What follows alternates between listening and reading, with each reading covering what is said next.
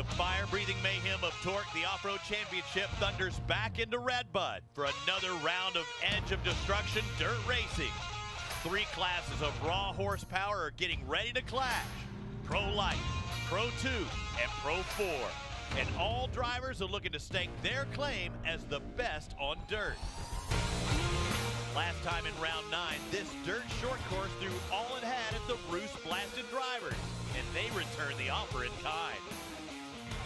Andrew Carlson grabbed the Land Rush hole shot and went green to checkered for the Pro Light top step. The battles continued in the Anything Goes Pro 2 class. Door-to-door banging between Luke Johnson and Andrew Carlson stoked the crowd, with the 151 taking the champagne honors. The flat-out Pro 4s had handfuls of lead changes on this tricky track, giving headaches to some and glory to others as Keegan Kincaid took control for the win. Today, we're back in Redbud for round 10. This custom-built track was designed specifically for TORC racing. Fast, tactical, and not for the faint of heart. Throw in a Land Rush start, Talladega turn, natural terrain, sand sections.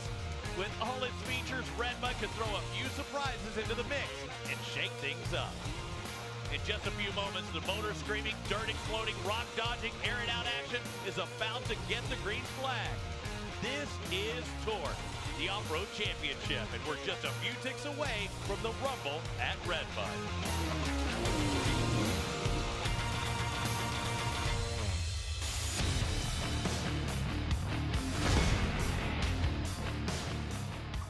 It's a beautiful day in the rolling hills of southern Michigan as we kick off stop number 10 of TORC, the Off-Road Championship presented by Amsoil, the Rumble at Redbud.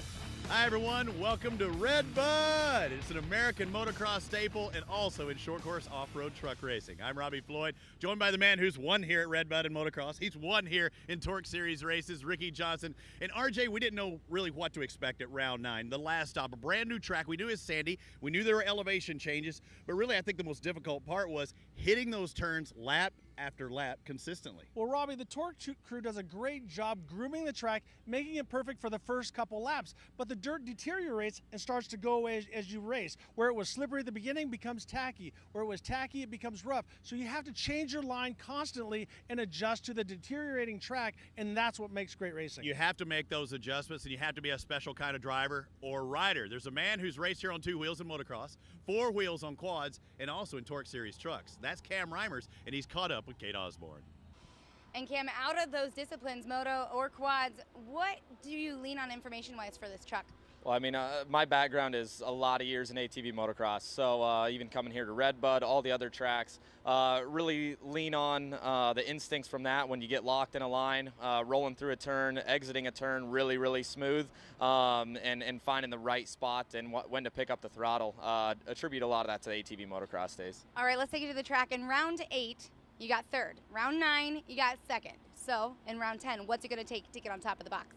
Yeah, since we're here at Redbud, very motocross type answer. It's going to take a good start. I'm starting a little bit deeper today. I think it's going to be really tough to hole shot from it, but if I can get a couple guys in turn 1, and hopefully me and Andrew were the class of the field yesterday. Hopefully if I can put him behind me early, I'm really confident in us being able to pass and work our way through the field. So that's what we're going to try to do and try to put it on top of the box. He knows what he has to do. The big question is will he be on top for his first win of the 2017 season here today?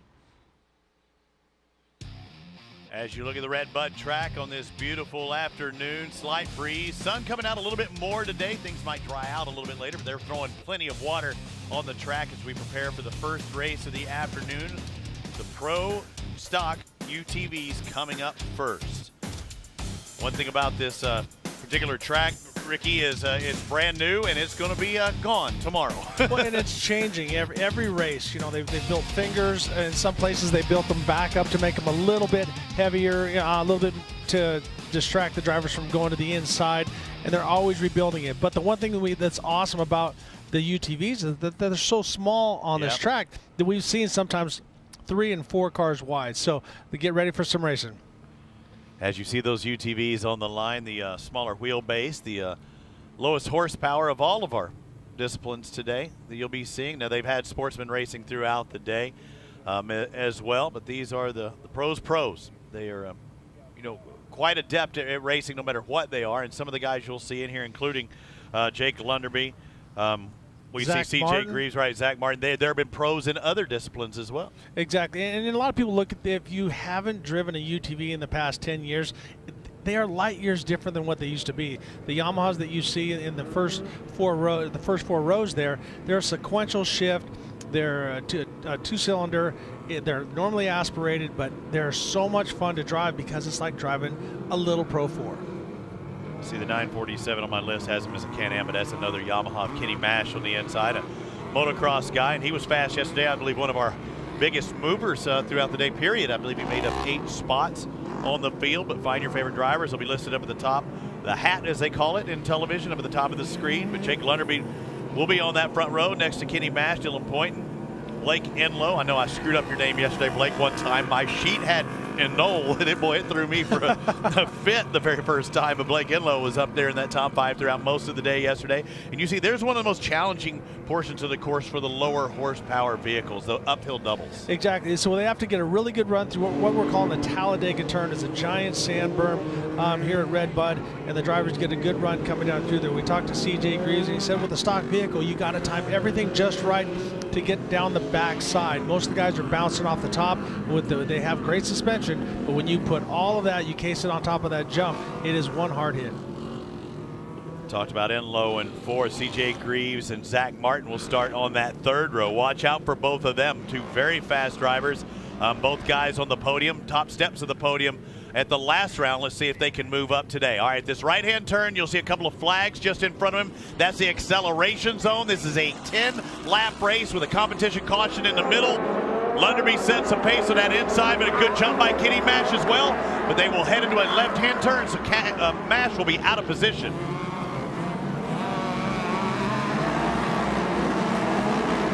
Great start by Lunderby, getting a good shot coming down through there. You can see where it's kind of shiny and slippery. The drivers are going to try to avoid that the first lap. You see once we get further back in the field that you have no choice but to go wherever you can. We see someone looks like CJ Greaves getting high on the outside, making a move towards the outside again, but he does not make that, doesn't complete the pass. 947, that is Kenny Mash on the inside. It looks like, I think that's Dylan Poynton trying to get out. Now, Poynton really ran it in on the inside in that first turn, and he is very aggressive early on in this race. That's the third UTV in your screen.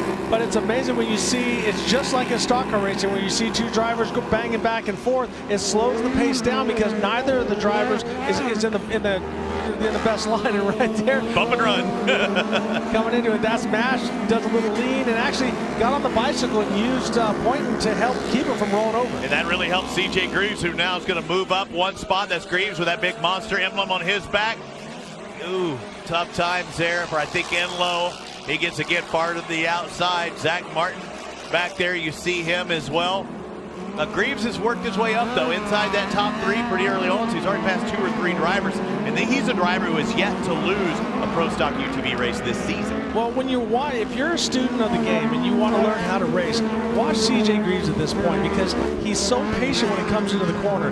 He comes in, he doesn't get excited, he comes in, he turns, runs a little bit of understeer, and waits for the vehicle, and then sets up and goes. He doesn't get desperate, and he doesn't take big chops and chances. Now, he will get very aggressive at the end of the race, but once he's normally very methodical, and that's because he comes from a motocross background. And you'll see the Yamahas, the Can-Ams, the Polarises, they'll all 3 be in, different races you'll see in the UTVs, but really the stock class has been dominated by the Yamahas. Again, they're normally aspirated, where the others you'll see with turbos. Some have sequential gearbox, some automatics, or a centrifugal clutch.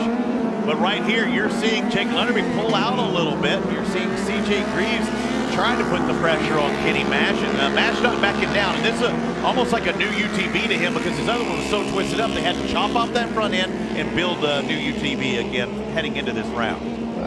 But he drove the other one so well. I don't know if he didn't know what it was doing, though. I mean, it wasn't reacting the way he wanted to. Very unpredictable, and I'm joking. And Mash has been one of the drivers that's been a standout. Now we see them start to make a little bit of ground on Lunderby, but once again, CJ Greaves being very patient. He knows, big swap by Mash, and right there.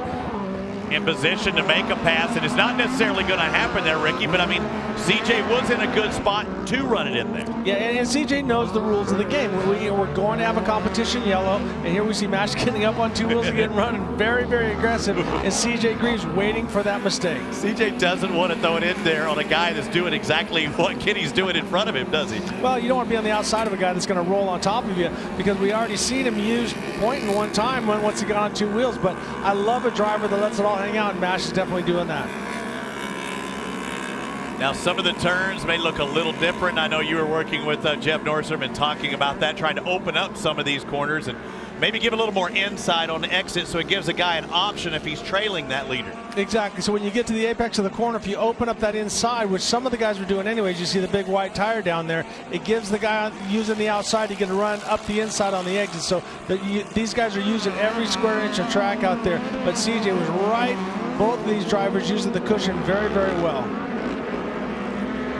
Looking at our top 5, Lunderby, Mash, Greaves, Point, and Enlow. That would be the 995 of Ben Enlow. It was Blake who was the quicker of the Enlows yesterday. There goes CJ squaring it up, and that time when he brought it around, he got a little bit of push, had to turn back into Mash. Didn't work that time. The biggest driver on the move is somebody gets tumped over. Who is that? Looks like the 922 that's off. That would be Anthony I can't get it out. Schwellenbach. Yeah, Schwellenbach's off there, but the guy on the move is actually Jason Luberg. Luberg in the 989 has passed 5 drivers. He's up to 9th place. Remember, after the 5th lap, a competition caution. That's everything he wants. Pass as many people as you can, and then re-rack and restack for the second half of the race. Well, as we look back, we look at the fastest times of the race. So far, it's Lunderby that has the quickest time at a 1:13.9, but CJ Greaves and Mash are right behind him with a very low. Both of them are at a 1:14.3, so a half a second off, but it's Lunderby right now that is very consistent and up in front. We're on lap number 5 of 10. This is a 10-lap race. The trucks will race 11 laps either way. The competition caution will happen after the completion of the 5th lap. And I'll tell you, CJ really wants to get by. He'd much rather be in second, especially as fast as Lunderby's driving right now. It's very important he gets into second before that competition caution. And right there, CJ was able to make, he didn't really do anything spectacular, but Mash made a small mistake and he was right there. So I'm not downplaying anything that CJ Greaves is doing, but he's not making a mistake. And I have a theory, especially when I race desert, make time by not losing time. And right now, CJ Greaves is the driver that's making the least amount of mistakes. And in that instance, you saw how many times CJ backed out of it not to make contact with Mash. That was the opposite. That was Kenny Mash backing out of it so he didn't make contact on the outside of CJ Greaves. Well, racers have a code. Well, but they also have a memory. When you smack them in one race, they're going to pay you back. You know, you'll see in your Pro 4s and stuff. I've raced with Johnny Greaves and Scott Douglas and stuff. If you hit them, expect them to hit you back. Here we go, the final time up the straight for the first half of this race. Jake Lunderby in the lead, the 955 with that Yamaha Method Racing Wheels Maxxis Beyond Breadline Yamaha. Second place, CJ Greaves after working up from 5th. Third place, Kenny Mash out of Midland, Texas at Mash Motorsports Power Sports 1 OGO Yamaha. All right, you're seeing UTVs, but you know it's not just about the small base vehicles. I wanted to take you inside the trucks and just show you how fast and how exciting this Redbud track is.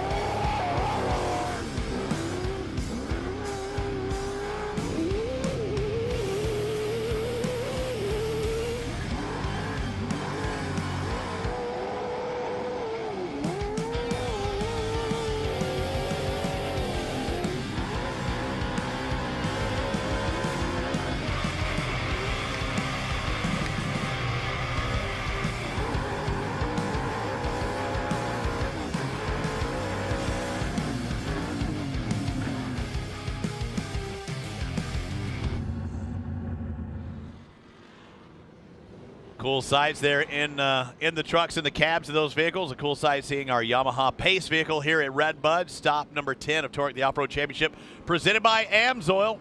It's the Rumble at Red Bud. And I have a feeling we're going to have a Rumble here in the back half of this Pro Stock UTV race with Lunderby, a Pro 2 drive or a Pro Light driver in pass. You have CJ Greaves, second in points in Pro 4. Kenny Mash, a motocross racer.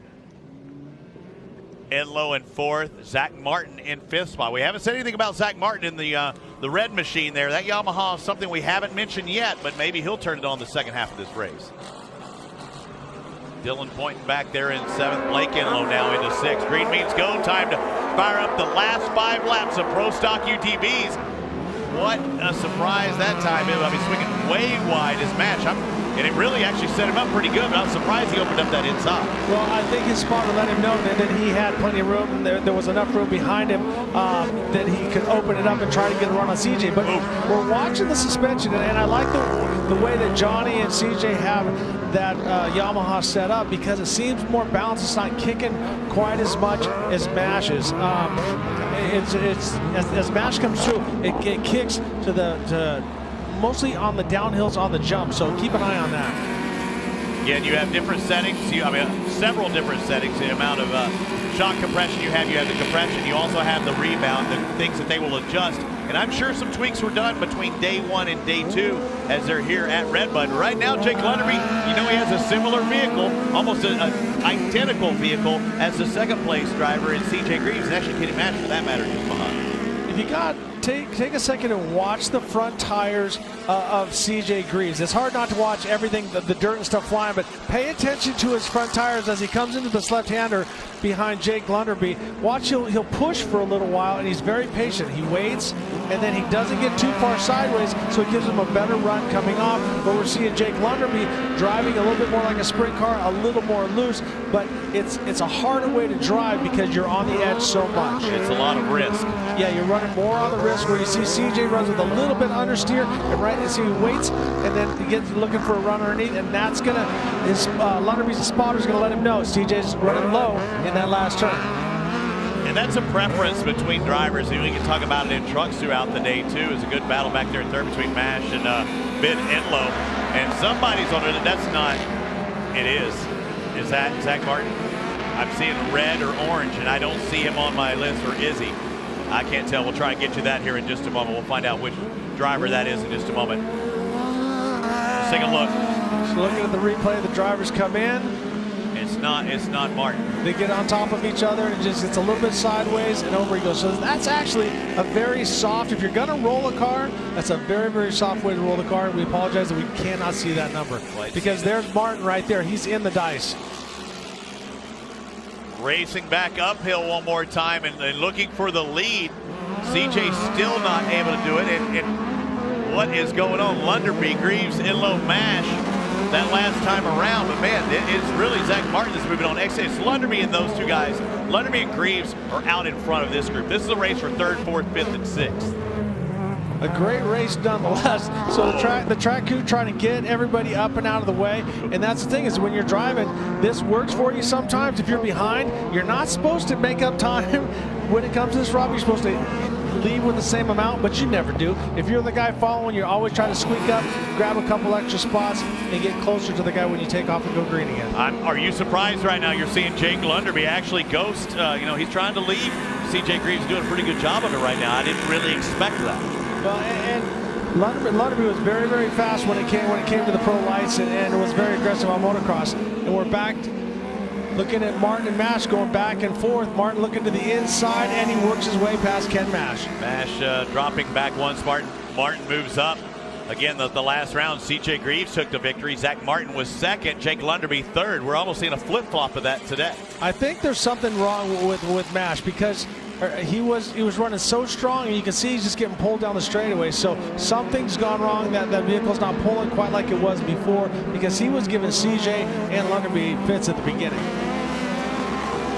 Blake Lowe trying to get by him there, and as a former moto guy, it's not like late in the race. You're not going to get arm pump as bad in these UTVs, are you? Sure. Well, you hold your breath. You hold your breath, or you try and let loosen up on the steering wheel. Right, you're trying, but you have to manhandle because it's a very tight steering rack, and so it doesn't take much to go from lock to lock. So when you get up on those two wheels and all the pressure's coming in one wheel, like the inside or the outside tire right there, what it does, it wants to rip the wheel out of your hands. So there is some strength that goes into it, but it's not like motocross. Kenny Mash is fighting that Yamaha no matter what, as we want to see up front, and CJ Greaves has closed it in. There's less than 2 laps to go, and I thought that Lunderby was checking out, but that's far from the case. They're going to make this downhill, make a right-hand turn, and they're going to see the white flag next time. Can Lunderby break the streak of CJ Greaves? Well, Lunderby's been running the corners just right. He doesn't use too much of the cushion. He's not over-committing when he comes in. He runs a slight push, gets a good run coming off, and actually CJ is starting to look to the inside. Now we're going to see an aggressive CJ Greaves and not the patient CJ Greaves because he doesn't have the time. He's on the final lap. And we're still seeing Lunderby taking nice, smooth racing lines there, not really defensive. He can't get too wide here, but now CJ goes underneath or tries to. Both of them get kicked. CJ gets a pretty good drive. Again, about a half a lap left in this race. Oh, and this is a shot. Take advantage of it, Greaves, and now you shut the door. I cannot believe Jake got on the bike, but can Jake turn it on? We saw it in the mod class in the last round. It came down to the last turn. Well, if that's the case of being at the right place at the right time, and CJ Greaves does it time and time again. Lunderby's kicking himself, and he might actually give CJ the boot if he gets the chance. If he gets close enough, but he's still 2 car lengths off him, so and CJ's not very big on making mistakes, so 1 turn to go, and Jake Lunderby is going to be bridesmaid once again. Both drivers smooth. It's not going to happen. CJ Greaves is going to take the victory in Redbud for the 2nd time in Pro Stock UTVs. 9 races, 9 wins for CJ Greaves, and at Greaves Motorsports Maxxis Yamaha, Monster Energy, and Jake's going to look over at him and go, "I had you." And CJ's going to say the key word to that is had. And here's how it happened that final lap. Jake Lunderby comes in, gets light as he starts to throw it in. It jumps up on the bicycle. He does a great job saving it, but that opens the door for CJ Greaves, gets on the inside, rolls it on, and as you said, starts to close that door on Jake Lunderby. Great job by CJ Greaves. CJ Greaves takes another victory here. Pro Stock UTV is still undefeated. Jake Lunderby in 2nd. Ben Enlow, congratulations, works his way into the top 3 out of Port Byron, Illinois, and we'll hear from him when we return. When it comes to protecting your engine, AMSOIL offers the next level performance truck owners demand. AMSOIL provides 75% more engine protection against horsepower loss and wear than required by a leading industry standard, extending the life of pistons and cams. Give the vehicle you love the above and beyond fortification it deserves. AMSOIL, devoted to protection. Cooper tires on the ground, go round and round, round and round, round and round. Tires on the car are warranty. And what you need, the tires on the car help keep you safe. They grip the road when you hit the brakes. Your tires matter. So count on Cooper, an American company since 1914. The tires on the ground go round and round. What a day it's been so far here at Redbud Track and Trail, home of the Motocross National and the TORC Series national event, Buchanan, Michigan. About 30 minutes outside of South Bend, Indiana. Welcome everyone. It's a beautiful day. I'm Robbie Floyd, sitting next to Ricky Johnson.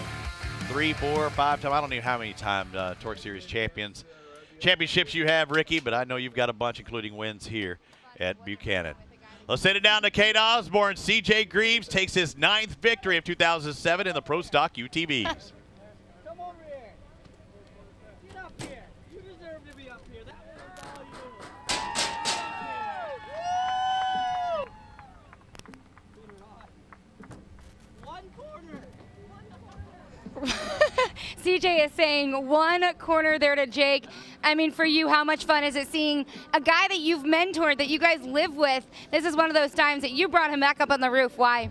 You know, that was one heck of a run. He started out front, and even when Kenny and I were battling, I'm like, man, we're not catching Jake. He's fast. We're going to have to do everything I can. And he had a couple spots that I just couldn't hang with him. No matter, I tried a couple different lines, and I could not figure out how to get the drive out of the corner that he had. So I had to improvise. I'm like, all right, there's only 2 or 3 spots I'm faster than him. I got to get real close through those spots, keep the pressure on. But that man ran one heck of a race. So if it was going to end the streak, I would have had it rather be him than anyone. But if it's not going to end, we'll take that too. So I really just can't thank all the guys at Yamaha, Yamalube, Luke from Beyond Redline, Method Race Wheels, Fox Shocks, Speed Cell Batteries, Graves Exhaust, Mike, Little Jaker, Zach, everyone that helps out under the Yamaha tent, man.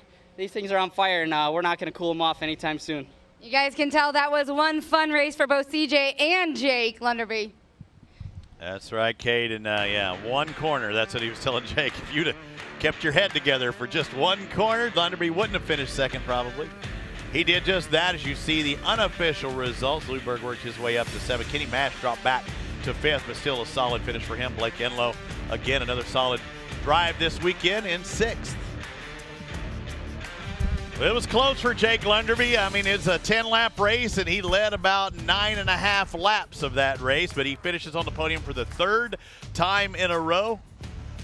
Jake Lunderby's caught up with Kate Osborne.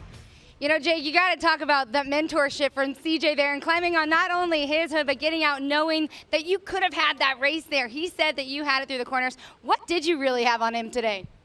I don't really know. It's nice being up front. You got clean air, and I made a mistake, and he capitalized on it. CJ does that real well, and it was fun. I couldn't thank anybody enough that helped me out. The Greaves team and family, they're like my coaches. They're like second family. I couldn't thank them enough. Yamaha, Yamalube, Maxxis Tires, Method Race Wheels, Fox Shocks, Luke from Beyond Redline, Monster Energy, and all the guys in the pit. My spotter, Zach, he does a great job, and Little Jakers and his dad, they helped me out a lot in the pits, and I couldn't thank everybody enough. Jake Lunderby, let's hear for a guy who CJ said should have been winning that one. Thanks, Kate. Close, but no cigar. But Jake Lunderby moves up a little bit. Now only 108 markers behind CJ Greaves, who's literally running away with this championship. Zach Martin still loses a few after finishing 4th. Dylan Poynton not inside the top 10. He's going to lose more today as well, finishing 16th unofficially. But right now, Greaves is on that roll. But hey, you got to give credit where credit is due. Ben Lowe on that Brooks Farm Legacy Corporation Vermeer Midwest Double D Stump Driving Grinding Maxxis Tired Yamaha finished on the podium with the likes of CJ Greaves and Jake Lunderby. And congratulations, Ben. Yeah, it's a big podium finish for you, no doubt. But you said, seemed pretty easy. Why was that? Why was that race so fun for you? I got lucky a few times, and luckily Zach stayed behind me. He was hammering on me pretty good, and I kept looking in my mirror. I'm like, I just got to keep him back there, and I'll be good. And got by Kenny over there in the Talladega turn, and it just worked out good. Yeah, you can tell he's happy here. Big smile on his face. Okay, So the pro stocks are done. You see them throwing some water on the track. They also have that CAT equipment, the Michigan CAT equipment on the track as well. We'll come back with the second race of the Pro Mod UTVs coming up here in just a bit.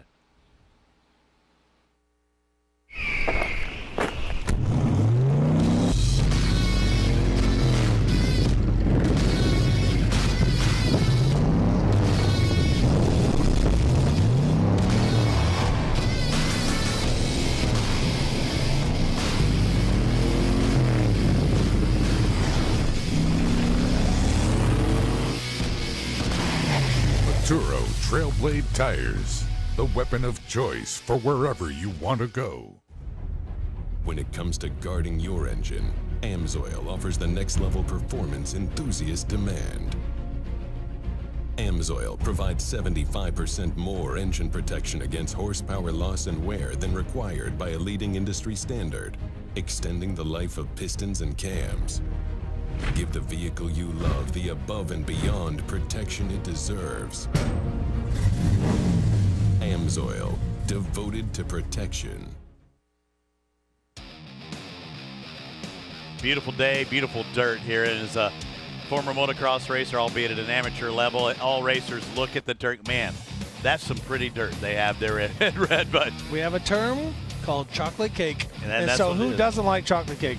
Yeah, and I thought about that earlier as I saw the CAT equipment here at Buchanan, Michigan, moving the dirt after the Sportsman Racing heading into these guys. And that reminded me of that. Johnny Greaves, I talked to him just a moment before we got on air, and he's like, I wish they wouldn't water it as much because he thought that this dirt held on to the water a lot more, held on to the moisture a lot more than typical racetracks. He said it's like peat moss dirt. Yeah, but it's a fine line. It typically it's either watered too much or not watered enough, and it gets it's dusty. So you're either going to have a slick track that's hard to hang on to. We saw Johnny Greaves get really high up into Ross Hook yesterday at the beginning. And, because Ross was really high too. He just had the best position. Ross said he couldn't turn down. When you come up the top of that hill, up the what are they called? Horsepower Hill. Horsepower Hill. Come up Horsepower Hill. Johnny had a bunch of speed. Ross had a bunch of speed. They throw it in sideways, and then it's just like grease. And they both go to the outside, and Johnny ends up pinning Russ against the wall. And he wasn't intending to do that. He was just shooting it in, and next thing you know, they're side to side. So, but then the track started to come around more and more as the race went on. So it's a fine line. If it's dusty, it's dusty. It ruins the whole race. So I would rather, I think, as a spectator, as a racer, have it a little bit muddy at first. It's hard on tear-offs. These guys are going through 30 tear-offs when they're out there. But I'd rather have it a little bit muddy, be able to see at the end of the race versus dust lap 2. I saw Sean Morris earlier just a moment ago too, and I asked how many. He says he puts 30 tear-offs on at a time. I said, how much is it for a package? He said $30. I said, so $1 a piece, and you see him going through the calc. Yeah, they're about $1 a piece. Pretty expensive. You can hold on to the ones you didn't take off, maybe use them for practice. No, but you can't. every time, because you think you about can't. driving down the road and you're going like, there goes $1. Well, because here's why. Is that they're laminated, all right? So they're glued together. Yeah. So when you peel it off, so some guys make the mistake. Take the whole set. Oh, yeah, you can take the whole set off and then that's what reuse those. But when you peel them off one by one, No, the backside is glued. But the problem is some people put them on backwards. Then when they go to peel them, then they have the foggy, gluey side not smart. messing it up. That's so not smart. you have to know. So if you're a racer and you buy these racing tear-offs, you got to make sure that you look. There's one that's tattooed on the inside, the last one. That lets you know that's your last tear-off to put on. Don't have that towards the front, or you're gonna go. What is blurry. wrong with this thing? I need glasses. I need to borrow Rick Johnson's glasses because I can't see. I'm still trying. I was trying to give Sean tech tips. I was like, how many you go through? I said, as a racer too, if you're a left tear-off guy, probably, or a right tear-off guy. Well, it's different in moto, probably. In moto, it's always left, But I do both because depending on where I'm at, if I'm shifting, I'll grab it. Or if I'm coming through this way and I come across, I do a thing where I let go at 6 o'clock with the hand so I can make a little bit more. That's your strength. So then I'll come up and I'll pull it that way. But I want them on both sides. It's a pain in the butt when you're putting them on because you got to fold each one individually. But I like tear-offs on both sides. I was telling him, though, I was like, if you're a constant, say, left side, and you have all of them there and you run out, I said, throw 2 of them the other direction. I said, just give yourself 2 right ones. So when I'm done here, I know I still got 2 left at the very bottom. So that's like my safety thing. And I thought about that when we were at Crandon, because as long as they're a directional tear-off, when I'm done, I'm still not quite done. Because how many guys at Crandon, when we dealt with that mud, were going, I wish I would have had one more. Yes, and then I'll be honest with you that during the race, I wipe quite a bit, and I've almost had my hands busted a couple times because as I'm coming down the way, I'll go like this. I'll sit there and go back and forth with my hand, and so that it leaves little spots that I can see through. And if I have just little tiny holes, if I'm in the middle of a race and I can focus through that tiny hole, I will definitely use that to my advantage, or wipe if I can. But what happens when it rains and stuff like that? You smear it, and it makes it worse, and you lose the depth. You can see images, but you can't see the depth, and you can't tell, I'm at the turn. Daddy's and here. then boom. And so we saw that happen with some drivers at Crandon in the Cup race where it was muddy and they couldn't quite make the turns because you change your braking points. Again, there's your tech tip for the day. And I saw Morris Ta-da. also. He has a visor kind of like Brian Deegan style, he said. And, again, a lot of stuff. If you have any questions, Kate Osborne, you got any questions? Because I know social media is bound to be asking some here in a minute. Yeah, no, we want to thank all of you for sending in your questions. Like we said, we have like the best and the best of the best in the business sitting in that booth. So we want to make sure that you can send in your questions. Let us know, what your thoughts are on Redbud. Send a question to Ricky, who's been here multiple times. But we did get one from Alex Dvorak. I'm so sorry if I mispronounced your name. But with Bryce Menzies cutting cut from Red Bull, Ricky, who's their driver, Red Bull's, going to be for the Red Bull Cup at Crandon?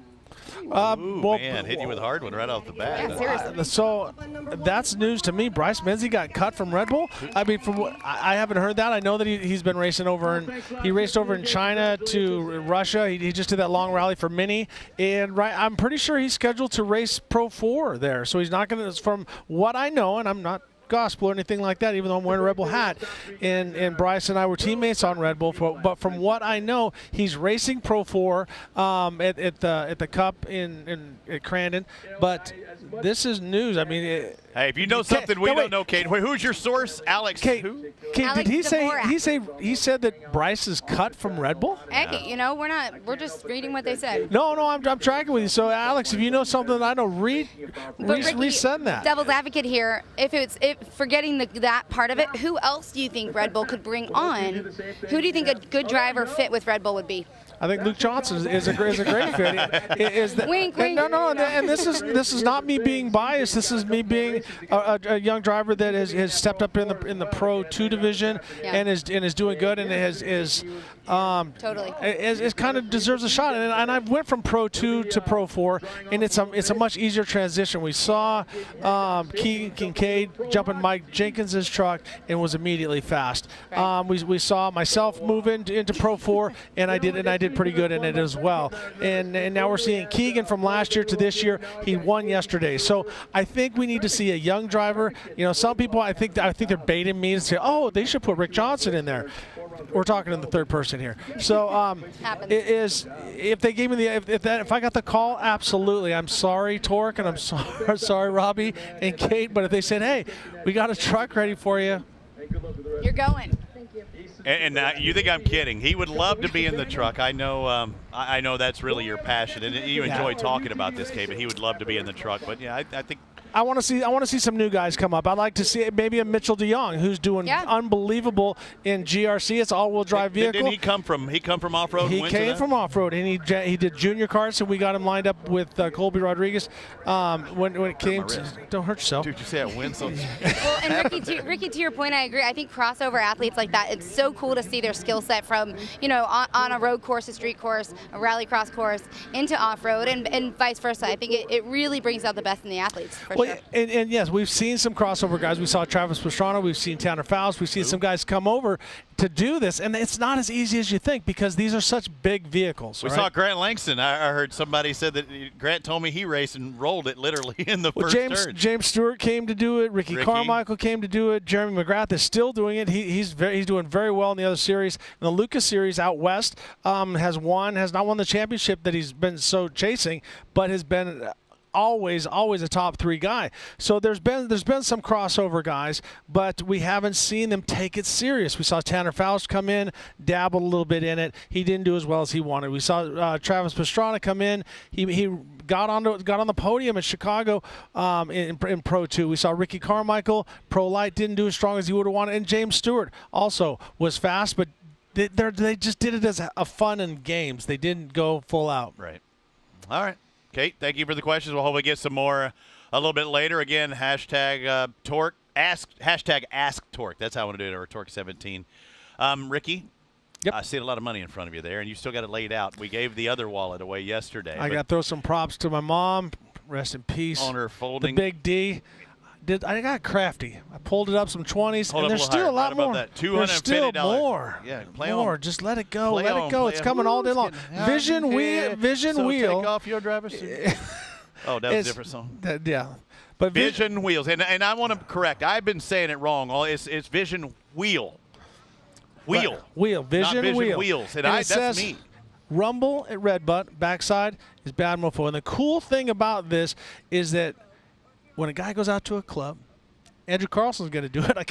He's had it twice. Right. So Andrew Carlson's going to go to a club. He's going to pull out. He's married now. He can't go to clubs. He's going to look at. He's married, so he's probably just going to go to Cracker Barrel. The Cracker Barrel or Olive Garden, maybe. You never know. Yeah. It's a big weekend, and he's going to pull out that, and they're going to go, "What is that?" And he's going to go, "Well, you see, I had a good race up at Bark River, won my first Pro 2 race. I won one, but this is actually from Red Bud where I swept day 1, where I got first in the Pro Light and then came back to back, pow, and check it. I was the bad mofo for the day." And now with your marriage, you hand it to your wife and you say, "Mama, You a bad mofo as well.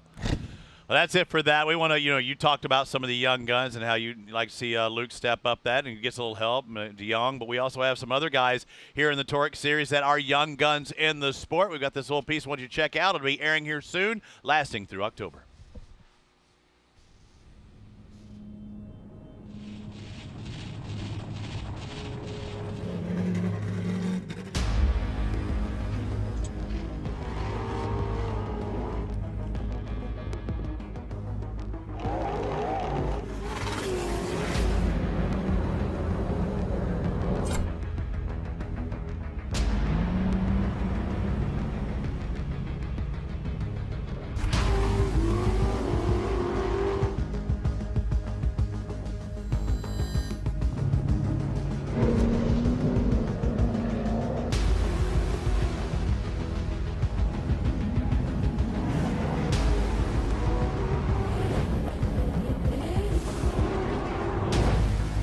A new generation is rising, an inevitable force primed to lay claim to what is theirs. This is Young Guns.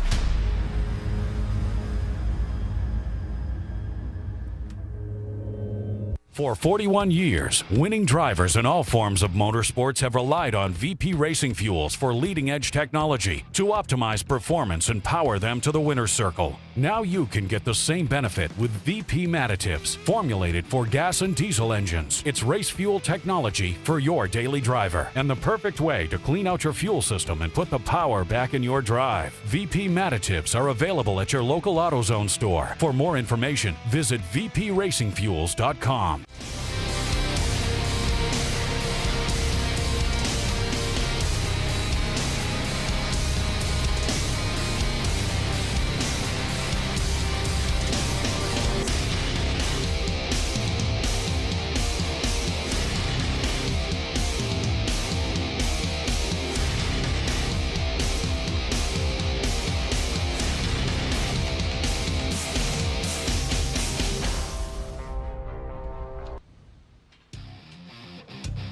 What a beautiful day. They're giving helicopter rides just past the fans over there. It's a little breeze going. A temperature in the upper 70s, I would guess, here today. But this is Red Bud. Again, a motocross staple year after year. Fans come here for the 4th of July celebrations. And now we're TORC Series. Fans are coming here as well. A brand new track here at Red Bud. From the word is that they're going to be tearing it down after the race is over. There's a possibility the track may be down the hill, give a little bit better viewing angle. But there is some of that amphitheater seating that we're so used to in many TORC Series races, whether it be ERX or Bark River or Crandon. We're glad you could be a part of it. Stop number 10. We've had 9 races so far this season. It is round 9. Yeah, well, it's round 10, but we had to miss one due to bad weather at ERX. The second Minnesota round had been postponed. It will actually happen before the final stop of the TORC Series in September. That'll be a 3-race weekend, race Friday, Saturday, and Sunday. A lot can happen in those 3 days, can it, Rick? Yeah, going into the last round, have three races, a lot of pressure, a lot of anxiety, and that's a really rough track. That one makes this one look pretty smooth. This one's more of a hard pack, high-speed track compared to ERX. ERX starts off, it reminds me of Millville, Minnesota, a little bit there, but Southwick, Massachusetts, where I remember the first time I looked at it, I'm like, this is going to be smooth and fast. It's going to be easy. They said, wait till second moto. Then, holy cow, different animal. Big and big braking bumps that you were known there and have to negotiate those. I remember watching my Gary Bailey teach his rider technique videos and seeing you in the background on your Yamaha back in the day. And the little professor as well. Michigan Mafia. I don't know if we can have it. Ross Hook would be the Michigan Mafia driver here. Possibly lives in Holland, just down the road, as the Yamaha Pace vehicle makes its right-hand turn. Question is, who's going to get that Yamaha checkered flag first? It's a different story here in the Pro Mod UTVs. I think that the Yamahas, even though we've seen them win more races than anybody, I do believe they're down a little bit on power with their transmission setup compared to the Polarises and the Can-Ams. I think the Can-Ams are a little faster. And especially Kyle Cheney, the series points leader. He finished 3rd yesterday, but I mean, he was probably out of all of our disciplines, he had the most impressive drive in my mind. Yeah, he said he goes, I have a hard time passing on this track, and then he comes back and says, I was at 15th at the halfway point. So whatever he was doing, he was on top of it, and that Can-Am is so strong down the straightaway. So looking, yesterday we had Rodney Van Eperen and CJ Greaves dicing back and forth, and then Cheney came up at the end and was trying to be the spoiler but wasn't. But now we have Rodney Van Eperen is back all the way starting in 6th spot, so he's got some work to put out. As we look at the drivers in the Pro Mod UTVs, Rodney Van Eperen starting back in 6th. A guy to look forward, number 845. Kyle Cheney, the series point leader in the 891, will actually be starting 3rd. Looking for that green flag. Time to go. CJ Greaves out in front, hops out of the Pro Stock into the Pro Mod. He knows what the track's going to be like. Now it's go time. See Cheney looking to the inside, and he moves himself up into 2nd place immediately. So we're looking for that dice. Cheney's been that guy that's been the bridesmaid so many times, won in Park River, and now he's looking to back that up here in Red Bud. We saw Tim Farr up there, I believe, yesterday in a strong position. He had to drop back, had some type of mechanical issue, but another guy, Zach Zakowski, the 890. Look for him. He should be in around 3rd spot. Zach was very aggressive early on in the last round. Well, and I was talking to some of the UTV guys yesterday, and they were saying that Cheney is one of those guys that does a lot of the hare and hounds, that they do the events where you're racing in the woods. So these guys all dice together. Now they're on the track side by side. It's pretty awesome to see how much faster these mods are than the stock cars. Can-Am, XPS, Oil, CT Race, where Can-Am of Kyle Cheney in 2nd. Oh, somebody overruns Ace, keeps his foot in it. It's one of the bikeman entries. Looks like Luberg. Down Jason Luberg, the 889, but he's able to save it. If he would have spun around, it would have, the whole field would have went by him. But we're looking at Cheney in 2nd. Yesterday, at the last round, CJ Greaves talked about on that horsepower hill, that straightaway with the 2 doubles, said, if I lose 2, bike links, 2 car links, I'm okay. Typically, that's not the case. You're never okay with losing that much, especially on a straightaway like that when you're powering uphill. If Cheney does have that kind of advantage, it's going to be hard for CJ Greaves to win this race. Let's go down to Kate Osborne. You have something with Rodney Van Eperen? Well, another guy who it might be hard to win this race is Rodney Van Eperen. As they were pulling his car, driving his car to the start line, he unfortunately lost power steering. He's going to be strong-arming this race. He said, just because I don't have power steering doesn't mean I'm giving up. His son finished 3rd in the small karts, the kid karts earlier today, and Van Eperen trying to hold on to 3rd right now over Zach Zakowski. Pointer and Farr, Luberg just behind him.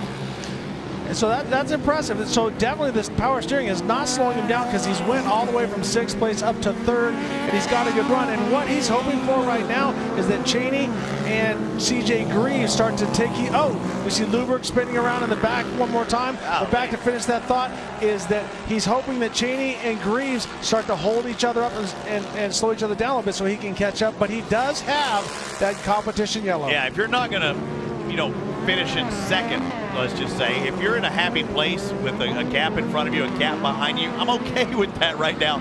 Save some energy, because you're having to fight that power steering issue. That could wear you out for the 2nd half of this race. Well, and when talking about the 2nd half of this race, if I had my opinions on how the 2 different cars work better in different spots, I would say CJ Greaves handles better and Cheney has a little more power. Let's go to Kate Osborne.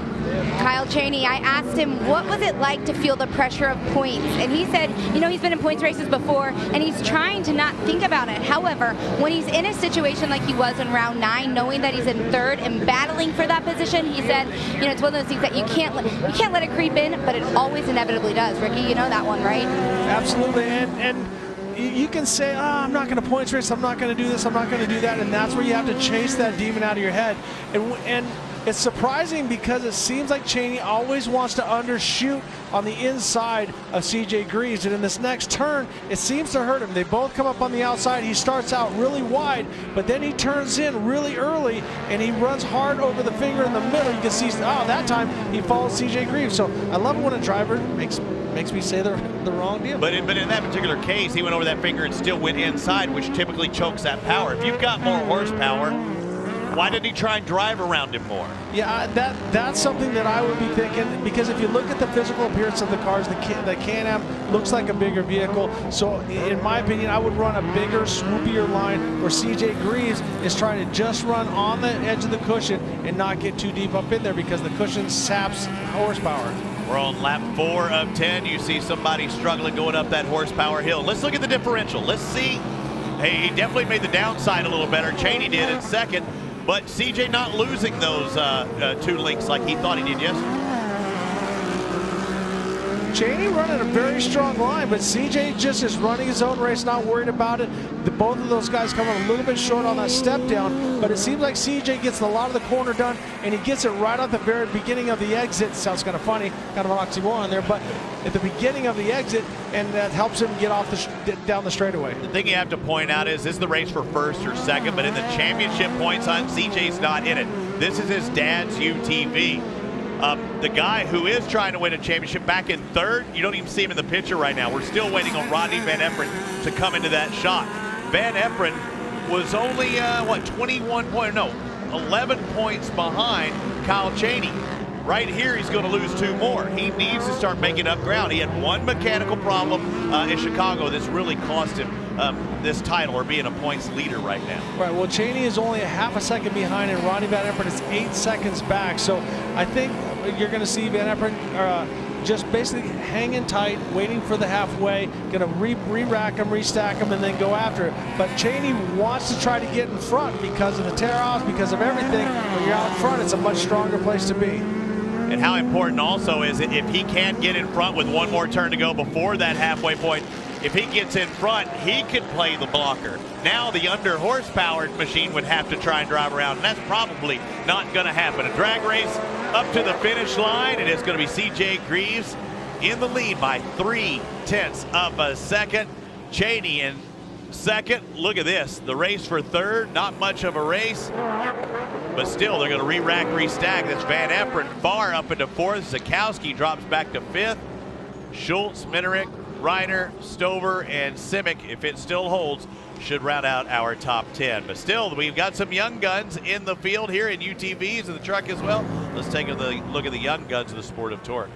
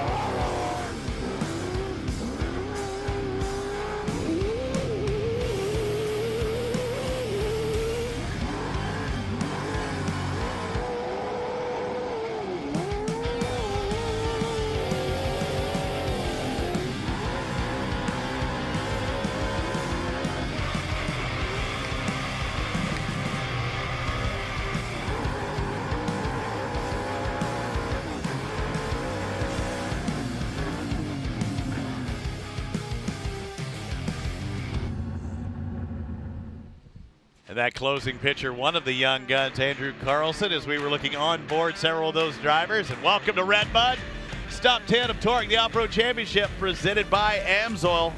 The rumble at Redbud's about to rumble a little bit further as the Yamaha Pace vehicle leads the Pro Mod UTV class.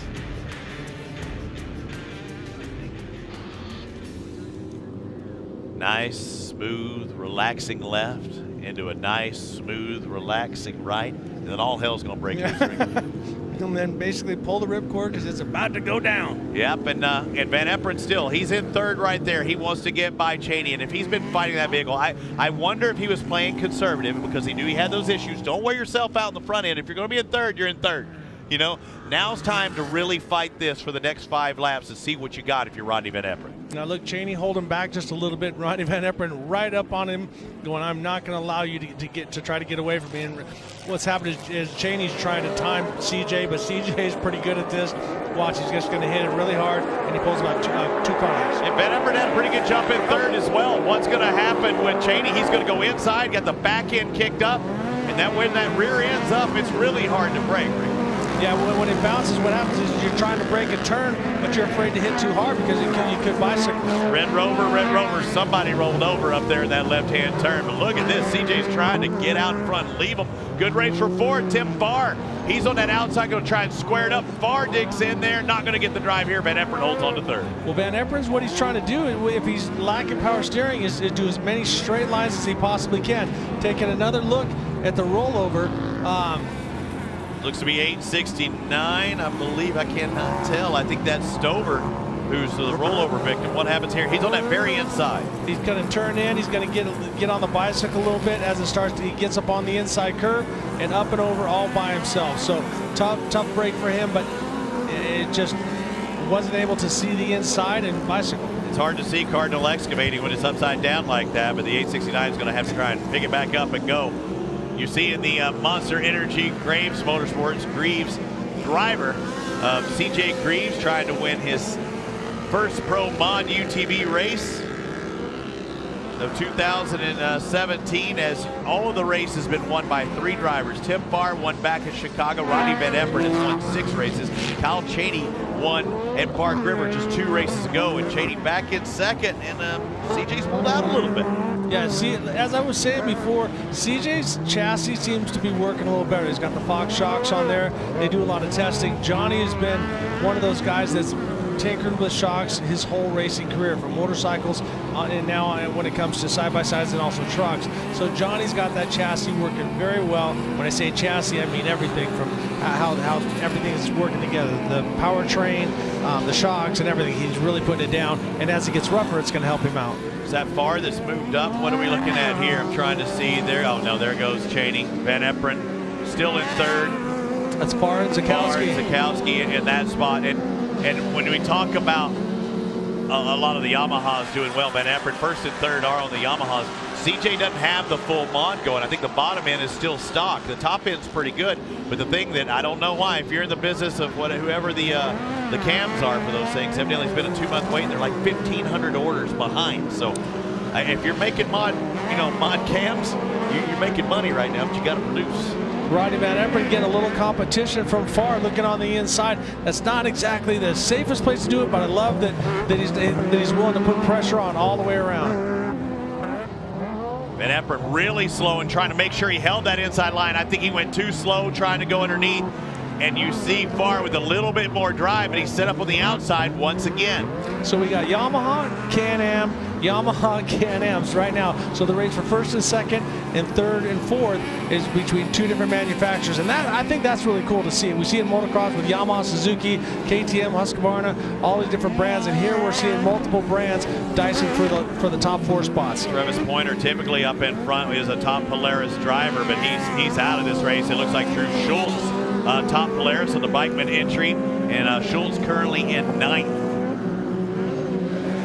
Rodney Van Eperen able to open it up, and he, for a driver that's having steering problems, what he's dealing with is that he can't make the quick decisions. And so if he makes a mistake, it's harder for him to correct, and mistakes are pronunciated much bigger. You know what I mean? It's much harder to correct, and it's hard to get back on track. But when Rodney Van Eperen runs by himself, it doesn't look like anyone can run with him.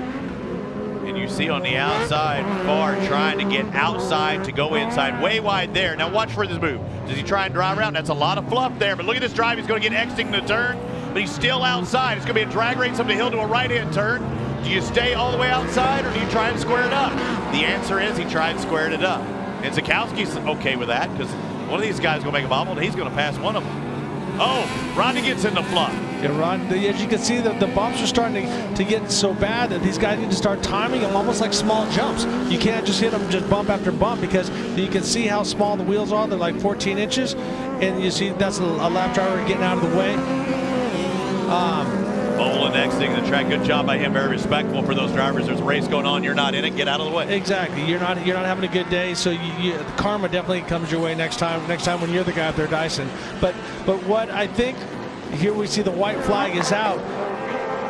Good run by Tim Farr, though. I think I saw that last line up here heading to the flagging stand. I think he might still have something for Brent Epper, but I don't know that anybody has anything for CJ Greaves today. Yeah, well, if you watch CJ, he times the bumps very well. He's almost riding like a motorcycle. He'll come in, braking gas to use the bumps to his advantage and not just try to drive, letting it hang out the whole time. We said at the top of the show, it takes a special kind of driver. There's no question CJ Greaves is that special type of driver. Well, yeah, he's been groomed for this. He grew up with motocross. He's done trucks. He's done buggies.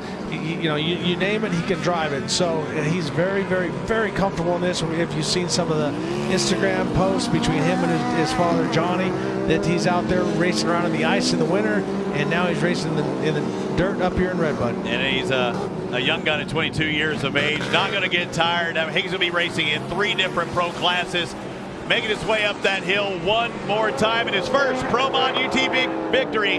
CJ Greaves takes the win. Kyle Cheney on that Can-Am is going to finish second.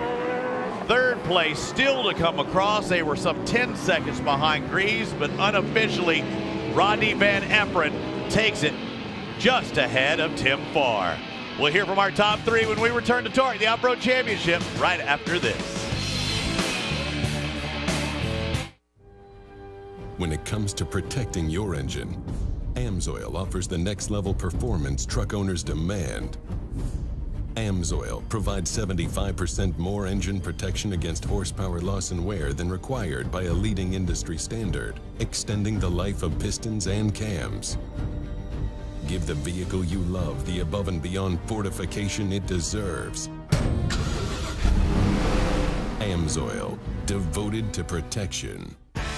Rugged radios. Work, race, play. Hey Steve, where you at?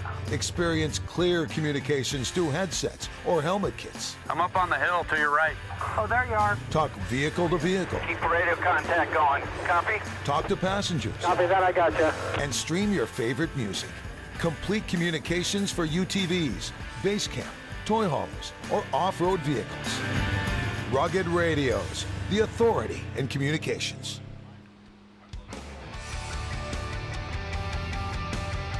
Welcome back to the Rumble at Redbud. The UTVs are done. Had both Pro Stock and Pro Mod, both being won by the same driver. CJ Greaves hops out of one into the other. He'll hop out of this into a Pro 4 here in just a bit. So back to back races for CJ Greaves. He's going to have this track and this dirt dialed in without question. But he's a Pro Stock driver typically, but that Graves Yamaha. Again, Graves doing the engine stuff. Greaves doing the chassis work on that. They've got those things dialed in, and actually it looks like first and third. We know that's the case. The Power Sports 1 machine of Rodney Van Eperen, who's hit second points, finishes third. As he climbs out of the Pro Mod UTV, CJ Greaves for the first time is a Pro Mod winner in that monster Yamaha. To say you're a first-time winner in something, it seems like it's been a long time since we've said that, but you're 2 for 2 here today. What are the true differences between the stock and mod as a driver? The mod handle's completely different. We got a little more motor. Hopefully we'll have a little more for the next race. I think we're pushing like 130-something horse right now, and these guys are like 200, so just came down to car setup and choosing them lines. Cheney was right there. He had spots that he was gaining on me, and it came down to how my car worked versus his, and I had to figure out what I had to do just to maintain. If I could maintain in the corners that he was catching me, I had a couple spots that I felt a little stronger. So if I maintained where he was catching me, I was hoping that I'd be able to inch away, and that's what we did. So wherever Luke's at, this engine lived, man. For what we got into it, it was one heck of a race. These guys ran me super hard. We got to start up front, but everyone from Yamaha, Yamalube, Monster Energy, Maxxis Tires, Method Race Wheels, Fox Shocks, Graves Exhaust, Speed Cell Battery, everyone that freaking put anything into this car. It was a last-minute deal. My dad's been having it sitting around for a while, and here we are. Definitely not a bad way to kick off round 10 here at Redbud, right, guys? That's right, Kate. And you look at the unofficial results, the top 10. Familiar names up there at the top, but I want to point out Brad Sievers in 8th place, the 880 out of Rib Lake, Wisconsin on his GBC Polaris. Mystic Lubricants entry. The biggest mover of the day, 14 places moved inside that top 10. So congratulations to Brad Sievers on his run, and congratulations to Mr. Cheney. Kyle Cheney gave a heck of a run that first half. Katie just couldn't quite do it the second half. He couldn't. You know, CJ just said he had to maintain. What was it that you had to do in order to get around him? Well, I noticed when I was following there before the caution, he was really pulling me through this back section, and one time I tried to stay with him through it, and I landed so hard it shoved my floorboard through the floor, and it hit my brake, and I couldn't brake. So I had to take both feet off and push the floorboard back out so I could get to brake. And then I think my shocks just got too hot, and they just couldn't take it anymore, so I had to back down. And I knew I wanted to finish and get a podium spot and just stay consistent, like I said before the race, and stay on the podium. A lot happening in that UTV that we don't even know about. That's amazing. Congrats on that second place. Yeah, strong finish by Kyle Cheney. And yeah, you might not have won this battle, but right now you're winning the war. Look at that. 13 points ahead of Rodney Van Eperen. He gains 2 more today. Van Eperen will finish third, but Kyle Cheney has yet to finish off of the podium. Seconds mostly, but a win and a third to throw in there as well. And consistency wins championships. And Van Eperen's consistently there as well, but he just didn't have it today with that mechanical, Kate. I mean, looking over at Rodney right now and just looking at how tired he looks, but I got to ask you, how are your arms? I don't know. I can't really feel them, but, you know, we had no power steering. A little minor thing happened coming down the line. We didn't have a chance to fix anything, and I knew Kyle was going to be up there. He's been fast all weekend, really, and we're like, we're not going down like this. I'm not giving up. I want to apologize to Tim Fowler. I mean, I was really just holding him up, but I was points racing out there. I was doing everything I could do, and we'll take there all day long in this situation. I got to thank Yamaha Motor, Yamalube, Balin Buildings, Power Sports 1, Maxxis Tire, Method Wheel, Graves Exhaust, Luke at Beyond Redline, dialing these things in. My crew, Chad Hutchwinkie, my mom, my dad, my kids, everybody. Thank you guys. I appreciate it. This ain't where we want to be. We'll take it in this situation. No doubt about that, guys. It's coming down to that points race. It's a points race to the finish, a tight one the entire year. Again, one problem for Van Eperen. Cheney's pounced upon it, but these guys keep going head-to-head and throwing C.J. Greaves in the mix. It's going to be a great race to the finish. We'll be back to Redbud here in a bit.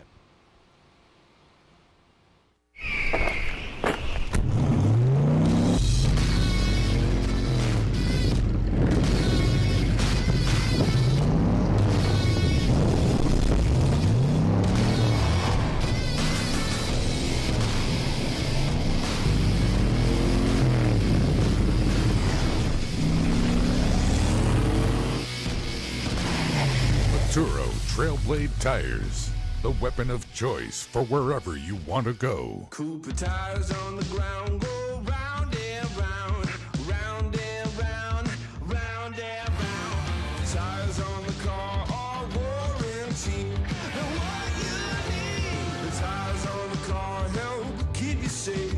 They grip the road when you hit the brakes. Your tires matter. So count on Cooper, an American company since 1914. The tires on the ground go round and round. Sunny skies. Clouds are pooping up just a little bit. I still don't think we're going to have any rain here today. We've got water trucks for that. We don't need any more water being laid down. As you see, Jeff Nordstrom's crew as their cat equipment out there on the track and trying to make this thing look good as we prepare for the trucks. We're done with the UTVs, but you see, Ricky, and you talk about these are shortest, smallest wheelbase vehicles with the UTVs. Things are going to get, magnified for the trucks. Things are going to change. That loose dirt, you hit it harder with more weight and more power behind it, you're going to have bigger stuff in front. Well, we heard Cheney say that he came up a little bit long on a jump, and it actually pushed the floorboard through. We've seen a couple different drivers come in and nose it in and bend some stuff up. So you got to watch. We talked about some of the other tracks where you're running so fast and so smooth, it's almost like a big rally cross. Well, this is rough and tumble. This is not quite Baja rough. It's not that bad, but it is very rough. It's a lot like a motocross track, and if you mistime it or you overdrive the entry, it is going to break parts. So the guys have done quite a bit of adjusting. I've walked around, talked to some of the guys in the pits, and most of them have everything all the way tightened up. They have a bypass where you can open it up. A lot of guys are completely closed off looking to make that suspension that much tighter. Kate Osborne has a question, I hear. I'm curious to see what she has on Facebook. What do you have for us, Kate? You know, I gotta say, I just love interacting with all of you guys. I mean, you too, Robbie and Ricky, of course. But on social media, how cool is this? Like, literally, you guys are talking to me on my phone. That's so cool. Question from Twitter from SB4 Pro. Okay, Ricky. Sorry, Robbie, you're out on this one. Ricky, how much has a Red Bud facility changed since your motocross days? Quite a bit. What happened was back in the day, as you can see, the ground where you're standing right there, Kate, is in between the sand and the hard pack. It used to be very hard pack and a lot of hard clay with a lot of rocks. But then the Ritchie family started tilling it up using potato pickers. It sounds kind of funny, but they used potato pickers to pull up the rocks and get them off the track. And then they found a vein, which that's the sand that we're running on here. They basically farm that sand from there, take it up and put it onto the track and make it a lot more ruddy and sandy. Myself, I like the variety in the tracks before. This track is phenomenal. Don't get me wrong. I'm not talking bad about the track, but I like some hard pack. But the promoters don't like it as much because it doesn't hold the water. It gets dusty, and it's not as attractive looking. So they've made the track a lot more where you can just drop the hammer. You can use a lot more horsepower because it's a softer, and it looks a lot better, and it ruts up quite a bit more. But you're talking about Davey Coombs is the one that's throwing all the sand at every one of the motocross nationals. But I think Davey's a friend of mine, but they are looking very similar. A lot of them have that same look to them. Yeah, and if you go to Europe, you see some more hard pack. But getting off of that, how much has the track changed? Substantially. It was a lot more hard. It was a lot more hard pack, and now it's a lot more loamy and ruddy. But nonetheless, it is one of the premier tracks. I know every rider that I've ever worked with, and even when I was racing it, love it. I've got a question for you, as I believe the equipment's still on track as we're working through the Michigan Cat stuff there. It's got to be hard to set up for just, say, deep sand. It's got to be hard to just set up something for hard pack. Is it the hardest to set up when you have a track that has both hard pack as well as sand? Where do you find that happy balance? I know, like, sometimes you set up vehicles for the start of the race or something, because if I'm not out in front, it's kind of hard to win. But, you know, is it harder when you have a mix, or are there really that tracks that have that full-on hard pack and full-on sand? Motocross, I would typically, a lot of times I would go for what's on the start. We go to Gainesville, and it was majority hard pack, but it was a really sandy. So that's where the intermediate tire sort of came about. But when it comes to truck racing, you kind of get a little bit of everything. Here, if I was what I would choose is more of a sand type tire, more of an open, because I'm running the cushion, I'm chasing the cushion, and I want as much bite as I can, because the slick areas, I'm not gonna worry so much. It's gonna be, I'll be able to drive through it. I thought of Gatorback too whenever I was thinking about it, because you ride that and you're running up around the end. It's a motocross track, very famous, just like here, but it's hard pack. It's like concrete in places, but you got to get that start. You know, I mean, it's so important to get that start and get yourself out in front. And I'm thinking about one driver in particular yesterday. And I don't want to let out a secret too, because I get to talk to some of the drivers. But some people may not start in the same gears as others. Some may open up their tires a little more than others. There's a lot of changes that you can make with these trucks at any given time. Well, and here we're running a land rush start. So typically, the majority of the races we run 2x2 as we cross, which what we just saw in the UTV class. But here you see the guys lined up looking for a hole shot. So they need to make sure. So we have Ross Hook that's on the far left. What you're looking at, he's an automatic. So look for a hole shot out of the automatic. But everyone loves the drivability of the manual, and everybody else is running manual. And it looks like they're starting a little further back maybe today. Is that the case, or is it just my perspective on it? But truth be told, it's very hard to lose that start when you're on the inside pole here, because you've got a full truck length advantage over the guy next to you anyway, and he's on the outside. Yeah, we saw in Pro 2, we saw the second place driver work his way up and get right to the outside of him. So if you make a mistake, which is much harder to make a mistake in automatic, as you know, than it is with a manual. Well, the drivers are buckling in. CJ Greaves again trying to get a little monster water before he heads into his Pro 4. We're done with the UTVs. The Pro 4-wheel drives are coming up next at TORC, the Off-Road Championship presented by AMSOIL.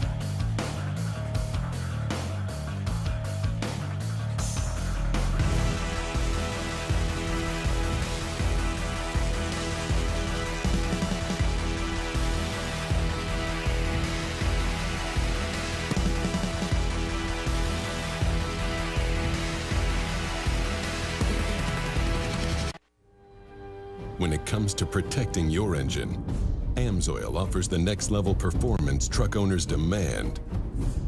AMSOIL provides 75% more engine protection against horsepower loss and wear than required by a leading industry standard, extending the life of pistons and cams. Give the vehicle you love the above and beyond fortification it deserves. AMSOIL, devoted to protection. Cooper tires on the ground go round and round, round and round, round and round. Tires on the car are warranty. And what you need, the tires on the car help keep you safe. They grip the road when you hit the brakes. Your tires matter, so count on Cooper, an American company since 1914. The tires on the ground go round and round. The siren go.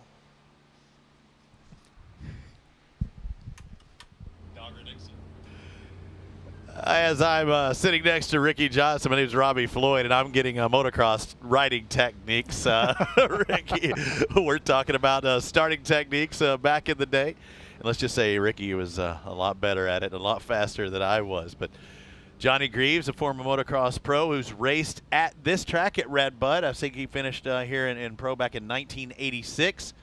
That was a national that my partner here won on the 500. You won the overall after finishing third behind Johnny O'Mara and David Bailey, the first moto. Yep, my teammates done put it to me, and I trusted.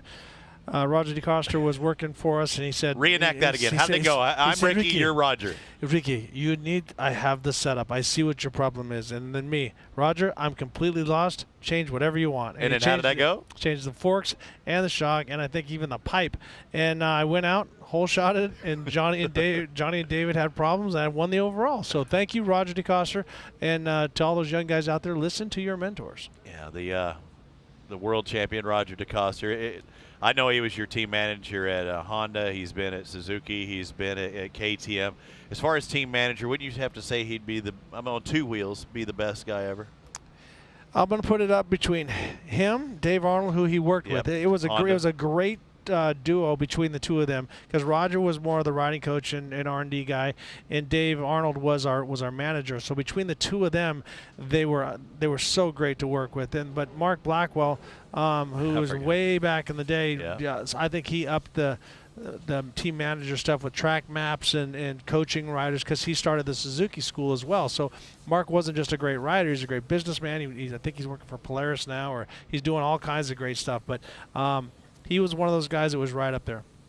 See Mark at Parts Unlimited stuff, I thought, back for a while there. Is the CAT equipment trying to readjust and reposition this, and trying to cut in maybe trying to make a little bit more available track for these guys, and something you may not want to see in some of the other racing divisions, but these are the pros coming up next. And everybody that's racing, even in the sportsman class, they get paid to race. They are pros, but there's a different level. You know?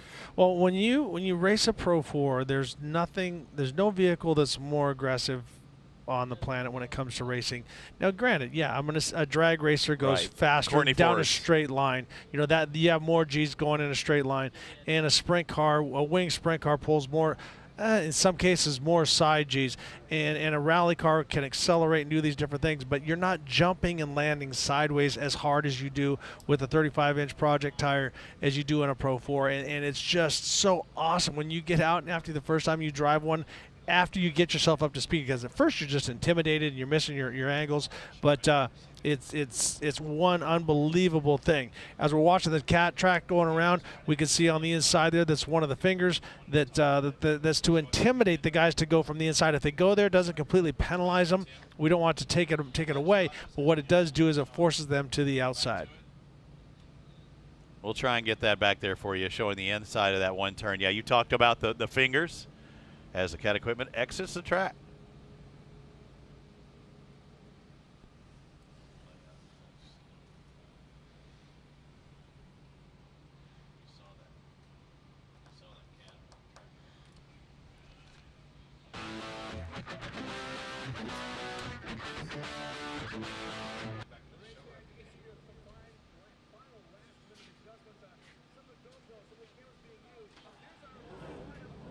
We'll look for Cam Reimers in the Pro Light division here in just a bit, but you have to kick things off with the biggest and baddest trucks of them all. The Pro 4-wheel drives here at Red Bud. It's a sight to see, Ricky Johnson.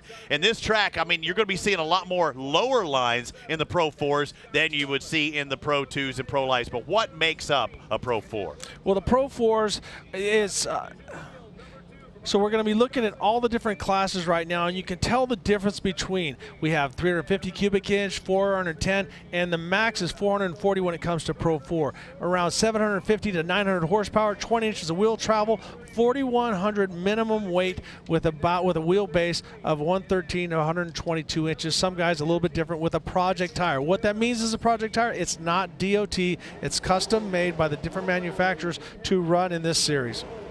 As we look at the drivers as they are on the track as it is right now, it's a standing start, a land rush start like we see typically only at Crandon, but here it's a much shorter start. The guy on the inside, that'll be Ross Hook on the far left, which will be the far right if you're looking at the track, you know, facing forward.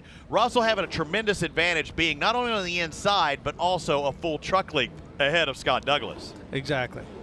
But Scott Douglas is not going to sit out there and wait. I have a good feeling that you're going to see either one of two moves. He's going to try to force him to the inside or duck in behind him, and hopefully Ross pushes wide on the outside. Keegan Kincaid, the third truck in the picture, the Traxxas entry, and it looks like on the outside is Johnny Greaves, the 22. Johnny's got two really good starts from the outside, and he gets into that berm.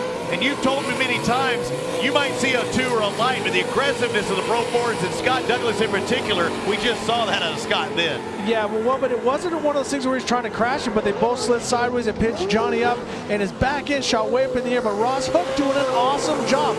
Ross Hook was a past world champion at Crandon in Pro 2, and now this is an old Greaves truck. This was Johnny Greaves' truck before, but he is the only one with a manual transmission or an automatic transmission, and he runs that from ATD, from Charlie from ATD. And he's fast on the starts, and you're seeing those knuckles. And when they regroom the track in between races, there's been sportsman races earlier, some of the lines are a little bit different than they were at the last round here at Red Bud. Johnny Greaves looking at the outside, very tough spot to try to squeeze something there. Johnny gets sideways coming off, shoots down to the inside, but Ross Hook doing an awesome job. You can see it's a little bit rougher going through there, the braking bumps, and that forces him wide. Now Ross is on that inside, but Johnny's got a really good drive, and the Monster Energy 22 takes over the lead.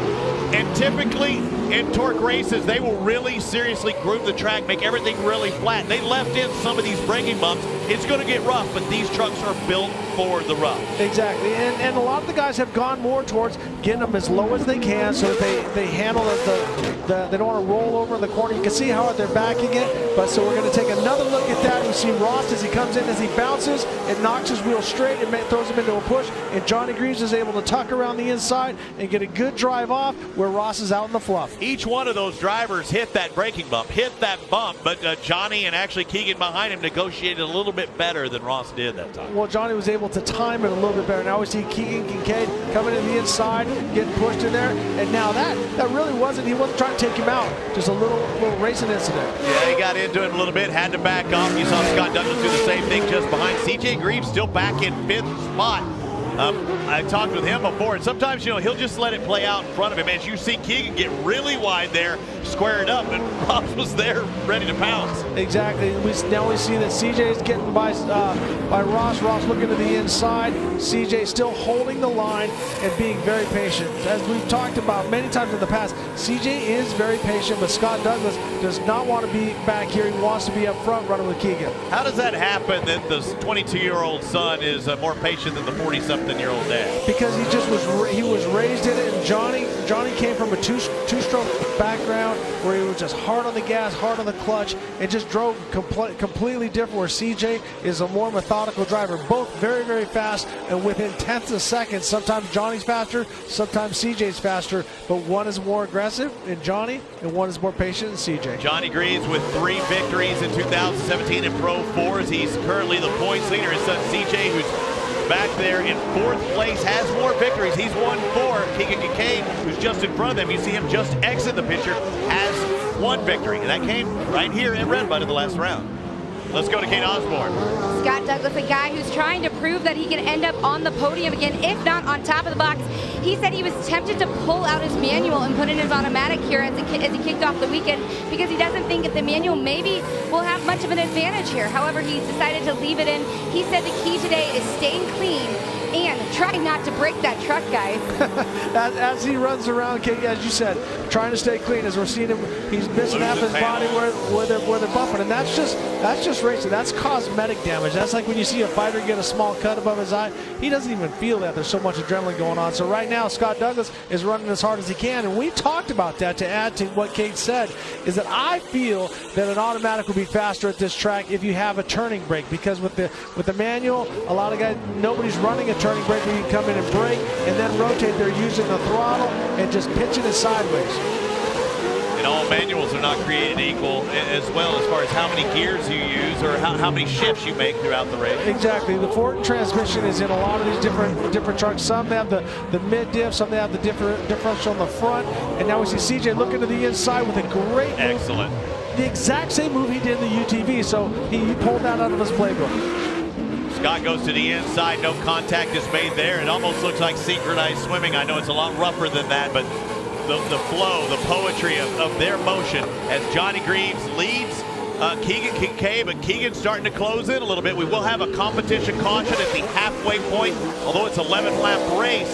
After lap 5, we will re-rack, restack at that halfway point, nose to tail, and restart the back half of this race. Douglas not letting go of CJ. But uncharacteristic of CJ, he came in, he had a long push, and he wasn't able to rotate. So he had a problem yesterday where he lost the front diff, and he wasn't able to pull, and so he had to DNF. But it's Keegan Kincaid right now is actually making time on Johnny Greaves. So Keegan doing very well, made some adjustments to his shocks. It looks like he's got the platform a little more stiff and a little more racing. And he has the fastest lap of the race by almost 9/10 of a second. Look at the vision wheel truck of Keegan Kincaid. He goes in there. Johnny's not going to let him go because Keegan really threw it in there. I don't think he was going to make the pass.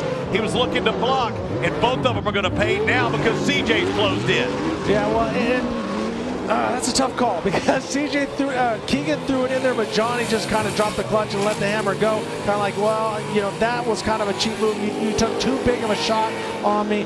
But what's great now is we have a three-way race for first place. And how is Keegan that fast? I'm telling you, 0.8 of a second advantage on lap number 4 over Johnny and CJ. And Johnny Greaves pushed wide in that turn, and now that puts Keegan and CJ back up in the, actually, no, I'm sorry. Keegan been to the front and Johnny is second, but is now biting back. Is Johnny angry right now, too? We saw a little contact right there. We know he's known to get abrasive or abusive as the competition comes out. We're having some truck banging here at Redbud. That's what we expect. You know, Johnny's not the guy you want to rub into. As we take a look at the pass for the lead, Johnny Greaves was out in front until this happened. He pushes. He doesn't come as wide as him, but then he pushes, gets on the gas, and then it runs him to the outside. Keegan runs down low. Johnny uses the berm to come back off, come back into second, but this is going to be one exciting second half. And we're only halfway through.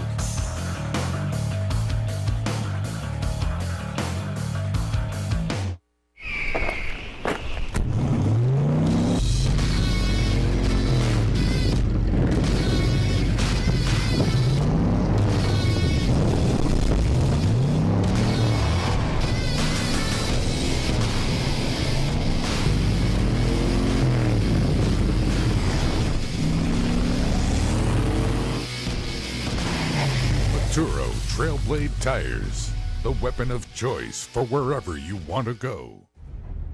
When it comes to guarding your engine, AMSOIL offers the next level performance enthusiasts demand. AMSOIL provides 75% more engine protection against horsepower loss and wear than required by a leading industry standard, extending the life of pistons and cams. Give the vehicle you love the above and beyond protection it deserves. AMSOIL, devoted to protection. Welcome back to Redbud, and looky here, the man who led most of the Pro 4-wheel drive race is now in the hot pits. The left front being changed. Another Maxxis tire being thrown on those method wheels, and not what they needed, but that contact finally cost him. Yeah, it did, and that's one of those things that you want to push and you want to bump and you want to bang, but this bit Johnny Greaves, that's going to put him to the back, and now he has to work his way back up. We've seen more things happen. We could see some yellows, but this is going to hurt Johnny Greaves right now. Yeah, because he's going to have to get by DeWitt, Badeau, Hook, Douglas, Greaves, and then get up there at Kincaid, and something's going on there. They're having to drop that jack and lift it back up. Is the left rear, they making a tire adjustment?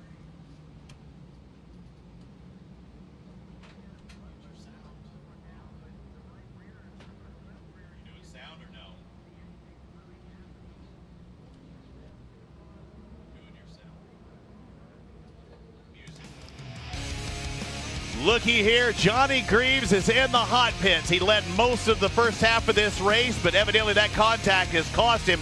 It looks like they changed the left front. Now they're looking at the left rear and changing that as well, Ricky Johnson. Yeah, and they're having issues with the jack. And what they're running is a hydraulic jack. You can see the air that pulls it up, pulls the whole side up. And now they're telling him, don't let it down so early. It's not on yet. And the problem that we've seen in the past is if you let it wheel down too soon, it doesn't get completely tight and snug. And that could be something to come back and bite Johnny Greaves later in the race. But let's hope that he has everything tight and everything to go. They're looking at it. They know it's tight, but he won't know until he starts to roll. Be smooth, and unlike NASCAR or IndyCar, whatever, they can't roll over that hose. He knew to be nice and soft there. Have to have those tires ready, on the go, and up to pressure. And right now, where's he going to pull into the track gap? No, he's a half a lap down, Right. so Johnny is going to have a hard time. He's better hopes that there's a competition, not a competition yellow, but a full course yellow somewhere. But CJ Greaves, his patience has paid off. He's back in second. And when you look at the points leader now that is a half a lap behind, you see him. Actually, he's not. He's made up a lot of ground right there. He only has a 4-point advantage over CJ. CJ now sits in second place. Yeah, so these, Keegan jumping really hard into the sand, running high. CJ looking underneath him, now banging him. Yep. Exact same place where Keegan ran into his dad. Keegan was out of position right there, and he knew it. Yeah, what happened was Keegan overjumped coming into the sand, and that messed him up. But we got a very hungry Scott Douglas in third is right there. Oh, and there's CJ blowing out that berm on the outside, too. That's that Talladega turn. Typically here, we haven't seen them using all those lines, but we're seeing like Ross Hook and other guys taking it really high. Maybe they'll make 2 lines out of that turn. Well, I mean, they're going to make something. As we said in the opening of the show, you start out running one line, then you move to another, then you might move back to that original line because it might be the smoothest way around. So these drivers are typically running the same line. You watch them, a little bit of fall in the leader, but it's going to get rough, and we still have 5 laps to go. CJ Greaves, the defending Pro 4 champion in this class, is only 4 points behind his dad, and as it stands right now, he is the series points leader. Looks like Johnny still has something wrong with his Toyota truck. Hey, but the Mutant Soda Toyota of CJ looking pretty good.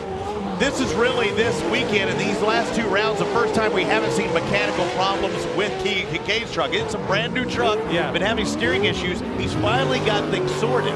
Well, I was talking to him and Jeff, and they feel confident that the truck is fast enough. But anytime you have a new vehicle, and now we see CJ running the high line, Keegan basically running the low line, trying to get a run coming off. Both come in and come out about the same distance. But to finish my thought, they feel confident about the truck. They just got to make sure it lives. Listen to that horsepower, 900 horsepower plus from these trucks as they're making that downhill double. A lot harder turns, more hard pack into this compared to the other turns that are adjacent to it. Well, and the crew has done a great job on the track, that the water's deep in the track. It's not just the surface water. And there's the fiberglass bodywork finally releasing off of CJ Greaves' truck. Let's go to Kate Osborne. Keegan Kincaid said that it's a bit of a survival mode out there after round 9. He said all of his issues were fixed, and he thinks that the least mistakes on a track like this is what's going to be the person. It's going to be the person who wins. He also said it's very hard to get out of the corners here, but with his win, although he's won many times before, he said with his win, that pressure is alleviated and that confidence does go up. Thanks, Kate. And Ricky, you're seeing a different looking track as they enter a lot of these corners a lot wider and diving to the inside. They opened up that bottom. So there are 2 lines that they can choose. Right now, they're liking the high back down to low. Yeah, they're running high, low, and then we see that now the guy's trying to run in again. Oh, Keegan's got an opportunity here. He can take the lead, and he does just that. About a half a truck length heading down this downhill straight. It's a right-hand turn. Who's going to come out on top? And CJ does a great job coming around the inside and doesn't force the issue. So I really want to commend CJ for not just holding it on and just running him deep in the corner. He's going to come back and take another shot at him. And there was a case, it was, I feel like Nostradamus there, where I was talking about that high to low worked perfectly for Keegan in that instance. Yeah, well, Keegan, it seems to be, as you said, running a little higher on the entry and then lower on the exits. And now, as we say the same thing, now CJ is going to mirror. He fell on his face right there. That's not right. Well, something's going up with CJ because he's having a hard time rotating. As he's coming in and he goes to rotate, he gets into a push situation where we haven't seen him pushing that much in the past. So Keegan right now is the man on the move. Ooh, and Keegan, they both blow into that really thick dirt into that Daytona section. These trucks are made for it. This is not a sportsman race out there. Let them fight it out. Let them battle. Let's go down to Kate Osborne really quick. I just heard Jeff Kincaid on the radio tell Keegan, hold the line. It's better in the inside. And when he did that right there around that corner, he said, there you go, boy. That's the way to do it. And Keegan has the fastest lap, a 103.9. It's CJ with a 104.2, so 0.3 of a second difference. That's forever in racing. Well, when cars are going this fast, if you and I are walking down the street, that's nothing. But when you got a truck going 100 miles an hour, that's a huge gap. That 0.3 of a second is like two to three car lengths. Vision wheel entry number 2. Keegan Kincaid out in front out of Crandon, Wisconsin. Cooper Tires, Traxxas. You know, Mike Jenkins, the owner of Traxxas, probably watching his boy Keegan Kincaid going, keep it going, do just like he did the last round. What a weekend for him, and really kind of puts him in that Pro 4 championship picture. Yeah, I don't want to jinx him, but Keegan's running a strong race, and we want to throw a shout out to Mike Jenkins and hard hit by both CJ and Keegan through that sand thing. But to finish my thought is that, you know, Mike and Mark Jenkins, we miss you. We miss the presence from Traxxas. You need to come here. Watching these two drivers, you see slightly different angles, but they are driving so hard on the edge, and you cannot make a mistake. You just have to be perfect. But you know what? Everybody's making mistakes. It's who makes 9 mistakes instead of someone making 10. Oh, and Keegan makes a mistake, and now CJ has to run up the inside on the white lap. Oh, but he's going to be on the outside. Watch this left-hand turn. What do you do? If you're Keegan, he pushes in a little harder. These guys have been racing to each other their entire lives, and they give each other a ton of room right there, Ricky. Well, they're being very cordial to each other, but we still have a couple turns. We're gonna see some bumping and banging, but this is second generation. Johnny and Jeff both raced against each other in the 90s. Little different line that time by Keegan. Keegan didn't square it up. He held that inside a little harder, and CJ was there. Well, CJ's going to push and do everything that he can. So I love this. We're seeing the young guns of the TORC the Off-Road Championship battle for this lead. I love it. You see both. Oh, and something happened. He fell out of gear. Oh, he stalls it. He knocks him out of a gear. Here comes CJ at the tough break for Keegan Kincaid. Something happened. He stuck it so hard into that berm, but hey, there's still 2 turns left. CJ Greaves second in points. His father, the points leader, way back in third. What a battle this entire race, and only one right-hander left.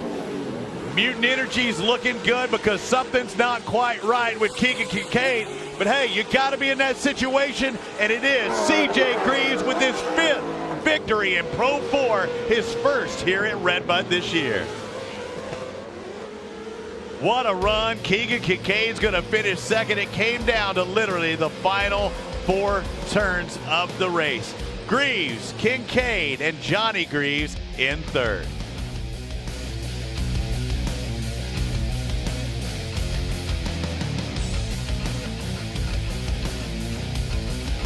For 41 years, winning drivers in all forms of motorsports have relied on VP Racing Fuels for leading-edge technology to optimize performance and power them to the winner's circle. Now you can get the same benefit with VP Mattitives, formulated for gas and diesel engines. It's race fuel technology for your daily driver and the perfect way to clean out your fuel system and put the power back in your drive. VP Mattitives are available at your local AutoZone store. For more information, visit vpracingfuels.com.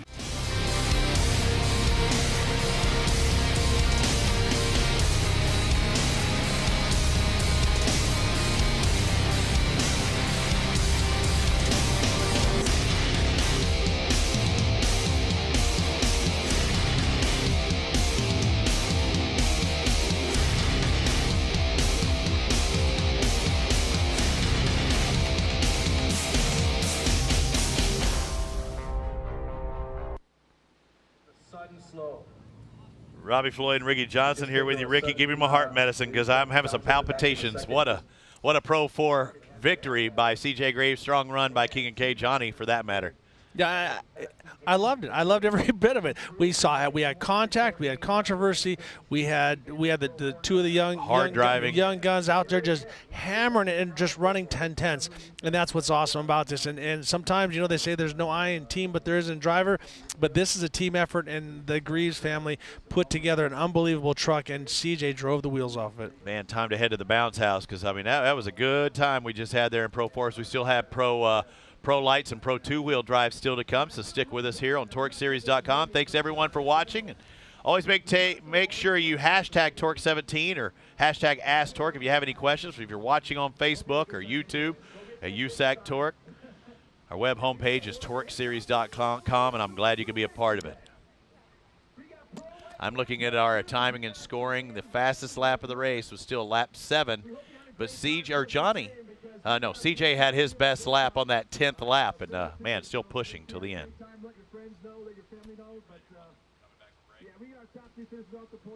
Do you want to?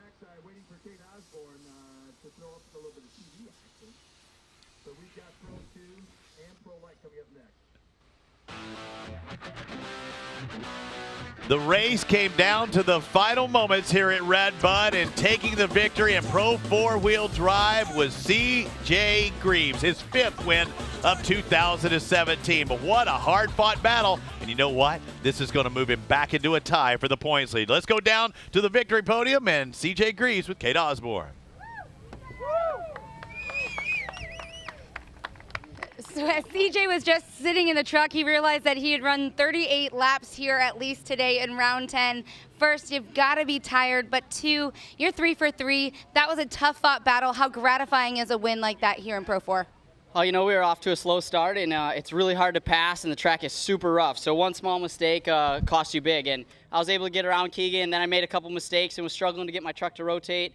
And then right at the end there, he started to make a couple mistakes. Then I don't know, he hit that hole so hard on the last lap. I don't know if it stalled the truck or what, but it hit hard. And I'm like, I am going to go around that. That did not look good. And I don't know what ended up happening. But this Mutant Soda Monster Energy truck is proven that no matter how far back we are at the caution or in the beginning, we're going to fight all the way to the end. For a little while there, Keegan got away from us, and then we got right back there. And it's not over till it's over. So couldn't thank all the guys at Toyota, Monster Energy, Mutant Soda, Maxxis Tires, Method Race Wheels, Fox Shocks, Yamalube, Forest County, Potawatomi, all my family, my crew, my girlfriend for coming out here, Devin, Brad, all you guys that work so hard on these things. We appreciate it, and I'm sorry for all the abuse we just caused you. By the way, that's a total of 74 laps, not including practice here at Red Bud for this guy. CJ Greaves, another Pro 4 win. As you look at the unofficial results, and what Kate's talking about is this victory in Pro 4, his 3rd of the day. He's already raced in Pro Stock UTV, Pro Mod UTV, and he took the victory in both of those. Keegan Kincaid, he's beat, he's bruised, and I'm sure he's probably a little disappointed because it looked like he might have had that race won. Well, he did until the final 4 corners. Let's go down to 2nd place, Keegan Kincaid, who's with Kate. Keegan, that must have been an intense race for you for a lot of reasons, but I put this moment into words right now. Disappointment? Yeah. I don't even know, man. That was a fun battle. Johnny and CJ, I didn't know which monster truck was where, and it was fun, and we had the fast truck, and I think we had the truck to beat. And just the last corner, fuel pressure started dropping on me, and I can't believe we even made it. We can't find some luck. We can't even buy it. So, it'll come around. That's racing, and I got to give it up to my dad and my crew and Vision Wheel, Amsoil, Traxxas, Cooper tires. These things were hooked up. We were finally giving it at the end of the race, and I felt good. Set in a rhythm and was going to win it. And things like that happen. That's why it's called racing. And we'll be back and hopefully put that thing on top spot in Crandon. By the way, he's pointing behind him. He's talking about the scooter that's right behind him, not the truck. He hopes that truck is on top of the box here later on in the season. Thanks, Kate. And he talked about fuel issues. As you look at the series points, it's a tie now because CJ finished 2 places in front of Johnny, who finished 3rd. But look at that. Kincaid only 8 points. We have 8 points separating our top 3, Ricky. That is unbelievable. And Keegan said he had the truck to beat. He backed up the fastest lap time, but CJ was so consistent and so strong. Well, the aggressive Johnny Greaves had to go in for a tire change, and Kate, I believe that's what cost him a chance in today's race. I think it did, but I got to say, too, I'm actually quite surprised to see him actually on the podium at all here. Johnny Greaves in third. That last lap getting around Scott Douglas, how did you know that was the right time to get around? And are you surprised that you're actually on a podium? Well, you know, the first part of the race, I got out front, I'm running clean, and everything's going good, and I'm creeping away, and then the throttle started sticking. Like, anywhere I would let off the last position I had it in, it would just stick there, and I had to get under it with my toe and unhook it, you know, and then I came over this hill. So Keegan starts catching me, and I come over this hill, and you kind of come up that hill mashed, and I go to let off, and it don't let off, and I shoot past the corner, and then he goes by me, and, you know, trying to get back in there, I ended up cutting 2 tires, and the drama, then we're in the pits, and the airline brakes for the jack, and they're fighting over trying to get the other, and then I got 2 flat tires, and I was like, you know, thank God. I mean, TORC came up with the rule, we're going to do everything we can to keep all the trucks on the lead lap, and, you know, they held it up long enough, and I got back out there, and, you know, I let everyone go and still came from the back and got some good breaks, you know, got by Ross. Scott spun up in a corner right there, so I got by him easy, and then those guys were too far gone, so from then I was just like trying to bring the thing to the finish going, I can't believe I'm in third. Crazy is an understatement for Johnny Greaves, but definitely good to get him on the box for a points race, huh? Yeah, and salvaged a lot of points. Douglas Hook would finish 4th and 5th, but a beautiful facility here at Red Bud. First that, you know, several people have ever seen it, but there's one guy in particular who races in pro lights and that liquid wrench entry, Cam Reimers. He's been here before. We talked to him.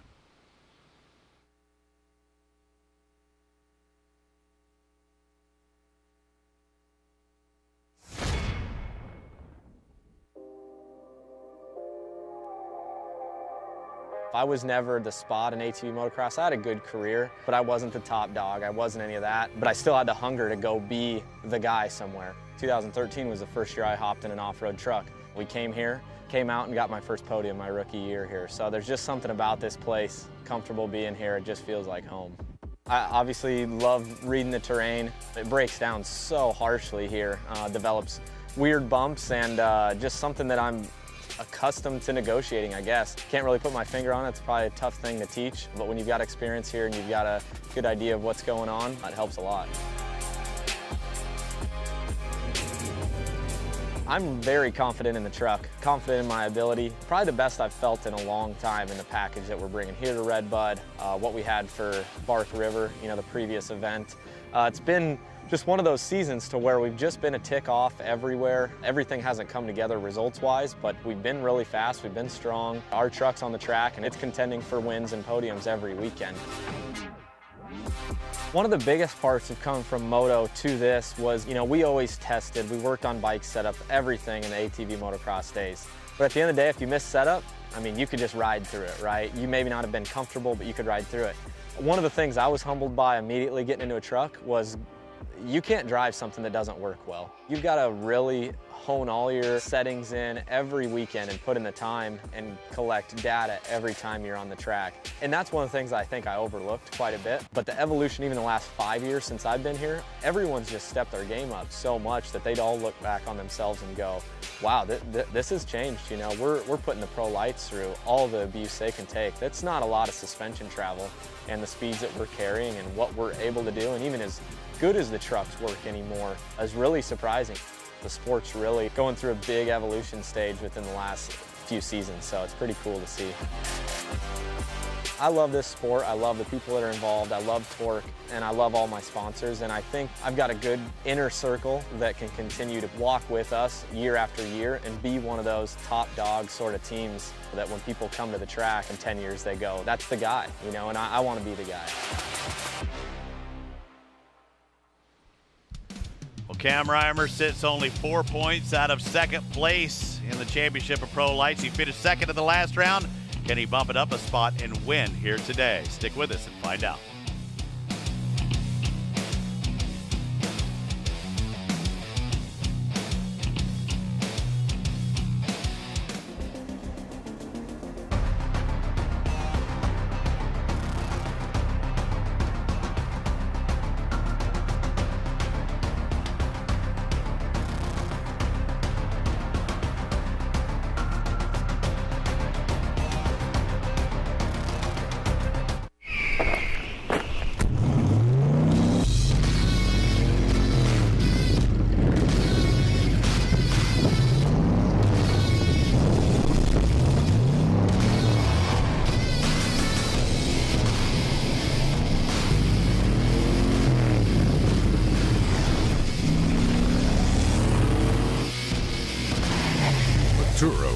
Trailblade Tires, the weapon of choice for wherever you want to go. Cooper tires on the ground go round and round, round and round, round and round. Tires on the car are warranty. And what you need, the tires on the car help keep you safe.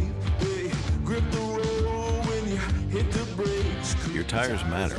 So count on Cooper, an American company since 1914. The tires on the ground go round and round.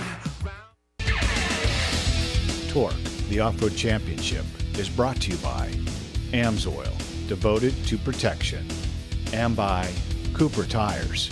We make tires for people, not just cars. Kick back, relax. It's been a nice, chilling day here at Red Bud. I'm just lying. I'm messing with you. It's been an exciting day, Ricky Johnson, here at Red Bud. I mean, my heart rate was getting up in every class we've had so far. Got the jumper cables just in case we got to get you going again? You're not lying.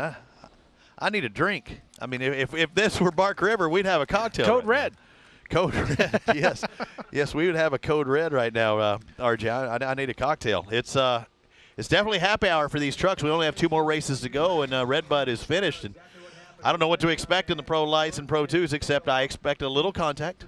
I think they're letting the track get rough, which I think that's what off-road racing is supposed to be like. Yep. I've said it many times. You've said it many times. But we're actually seeing it. Yep. And I think it does. It's not meant to be smooth all the time. Well, and I think we heard about Keegan Kincaid losing fuel pressure, Johnny Greaves, the throttle sticking. I think that has something to do with it. When you land so hard, you're flexing everything, the throttle linkage, everything that's got going back and forth. And we just heard Cam Reimers say some things like on a motocross bike or on a quad, you make a mistake, your body makes up so much of the weight. You can manipulate. You can get back if it wants to endo. You can get forward if it wants to wheelie. When you're in a truck, you're along for the ride, especially when they send it up the horsepower hill and you go over the top of that, you can't see anything. And I had one of the great honors of giving one of the generals from the Air Force a ride, and to hear him, here's a guy that's done all of these things, been in the military for all these years, and he was out there just going woo and just screaming and having a great time. It was awesome to get to share what we do with the people that give us the opportunity and they go fight the good fight. So it is a great honor. So thank you very much for coming for a ride with me today, and thank you everybody from the armed forces. All the armed forces. I can't thank you guys enough. We're still wondering. That's funny because you could go ahead and show it. Our Vision Wheel Bad Mofo Award recipient. And when that race was done, you chicken scratch said one thing, and you put Bad Mofo because that was one heck of a run. Yeah, I mean, and right now, the guy who's looking pretty good for the money is CJ Greaves. I mean, and those weren't runaways. He didn't start up front. He didn't just lead. He had to fight his way every time, and we saw him get out the dirt and the dust and all the different stuff. So he had to take a beating, which in my book makes you a bad mofo for staying in the fight the whole time and being at the right place at the right time to capitalize on those mistakes. And Keegan Kincaid was right there, but then hey. To finish first must finish, and he did finish, and I'm glad that he was able to come across in second. And Johnny Greaves, though, you got to look at that. 2 flat tires, stuck jack, stuck throttle, all the different stuff. Is he more of a bad mofo? Yeah, he salvaged doing that, third place, and then now he's still back in the tie. Just one position different. He's now in second place, so the points lead, and Keegan's up there even closer. So yeah, and it's great. You said we have a 3-way dice for the points lead. 8 points. 8 points on three-way dice. By 8 points, and that's all it takes is one mistake. We saw CJ go out early in the race yesterday, lost a lot of points. He was able to win today. Johnny was out of the race, came back into the race, and was able to make up some points, valuable points there as well. So this series is not over. To go back to what you were talking about, and Cam was talking about how the rider manipulates the machine, and I know I had my heroes and the guys I watched. You were my favorite motocross rider, and I know when you motocross, you went to the cars and you succeeded. You did fair in the cars. You did really good in the off-road trucks and the champion. One guy I know, and they say some call him the GOAT, Ricky Carmichael. He wasn't able to make that transition, and he had the backing behind him. Physically, I think he was one of the best manipulators of the bike that's ever lived. You have to have that car dialed in the same, and that's a different world. I disagree on that because Ricky was so strong and he was just like a little brick. And he was very a butterball when he started. No. But then he got in such good shape that he would run so fast and so hard. But he was also great at line selection. He would start off running wide, running high. Then you see him come straight down the inside, pivot around the inside, and then pull and then drop the hammer. And so he wasn't like Jean-Michel Bale, who I think was the best bike manipulator and things like that. He flowed. My difference is Ricky. Ricky could keep it pinned and make something happen out there by his body in that spot as we're looking at the Champagne Celebration. I don't mean to say that Ricky flowed on the bike by any means. I mean, he put that bike in places it probably didn't need to be a lot of times, much like you can see James Stewart do it at times. But Champagne in the eyes is not fun. No, it burns like crazy. But when you're strapped in, it is a What was that feeling like for you when you strapped in for the first time? Because I know I felt restricted at an amateur level motocross, going to dirt track racing cars. It was uncomfortable. I was looking for ways to try and move around and hold on. I was pulling, and I'm trying to seat bounce, jumps and stuff like that, and pulling on it and all that different stuff. And then I realized, sit down, relax. It's a lot like when you drive a go-kart and you build the seat to where you relax and you let your body do what it needs to do, which is very hard coming off a motorcycle because you're in a constant state of working the angle of the motorcycle.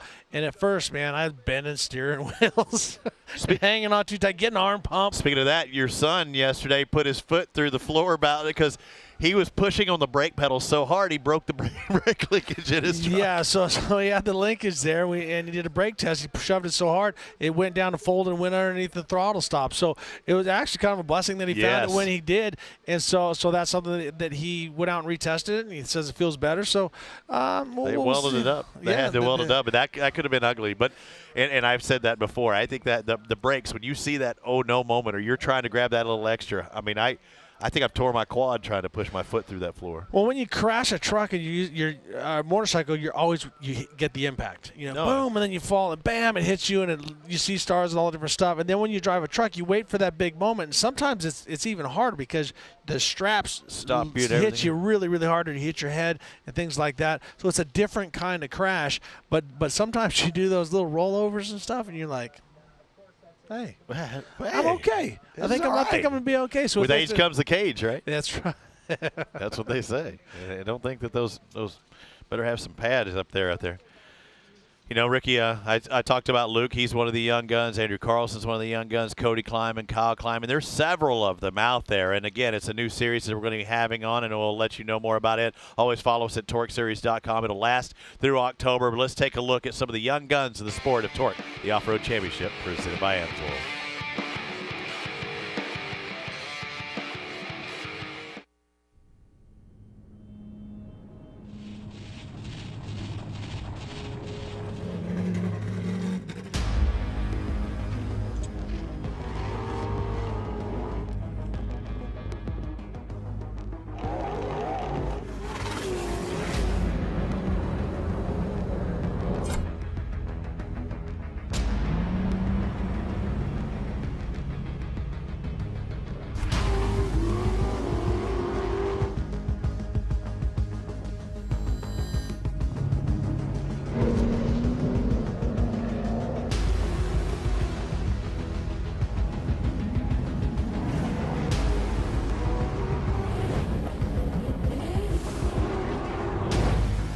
A new generation is rising, an inevitable force primed to lay claim to what is theirs. This is Young Guns.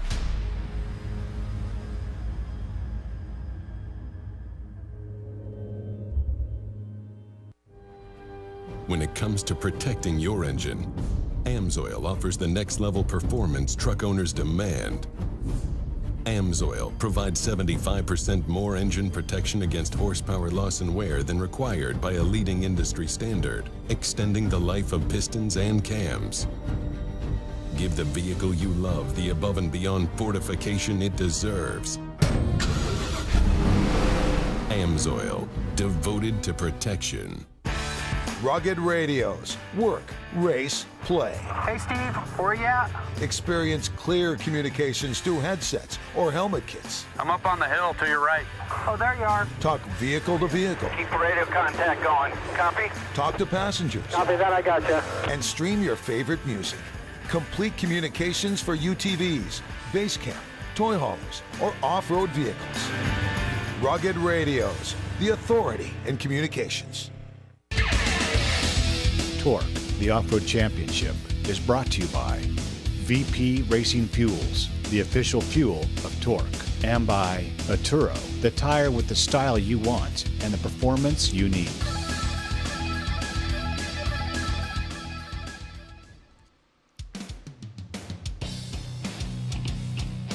Welcome back to Redbud. It's Buchanan, Michigan, the southern end of Michigan. Here, the rolling hills. We've got some elevation changes, and we've got a different class ready to hit the track, led by Chad Rayford. TORC, the Off-Road Championship, presented by AMSOIL. What is a Pro Light, Ricky? It's the least horsepower of the bunch. Well, it's the little brother to Pro 2 and Pro 4. It's got a 350 cubic inch, 450 horsepower, 14 inches of wheel travel, 3,000 pounds, a wheelbase of 106 inches, and a DOT 32-inch tire.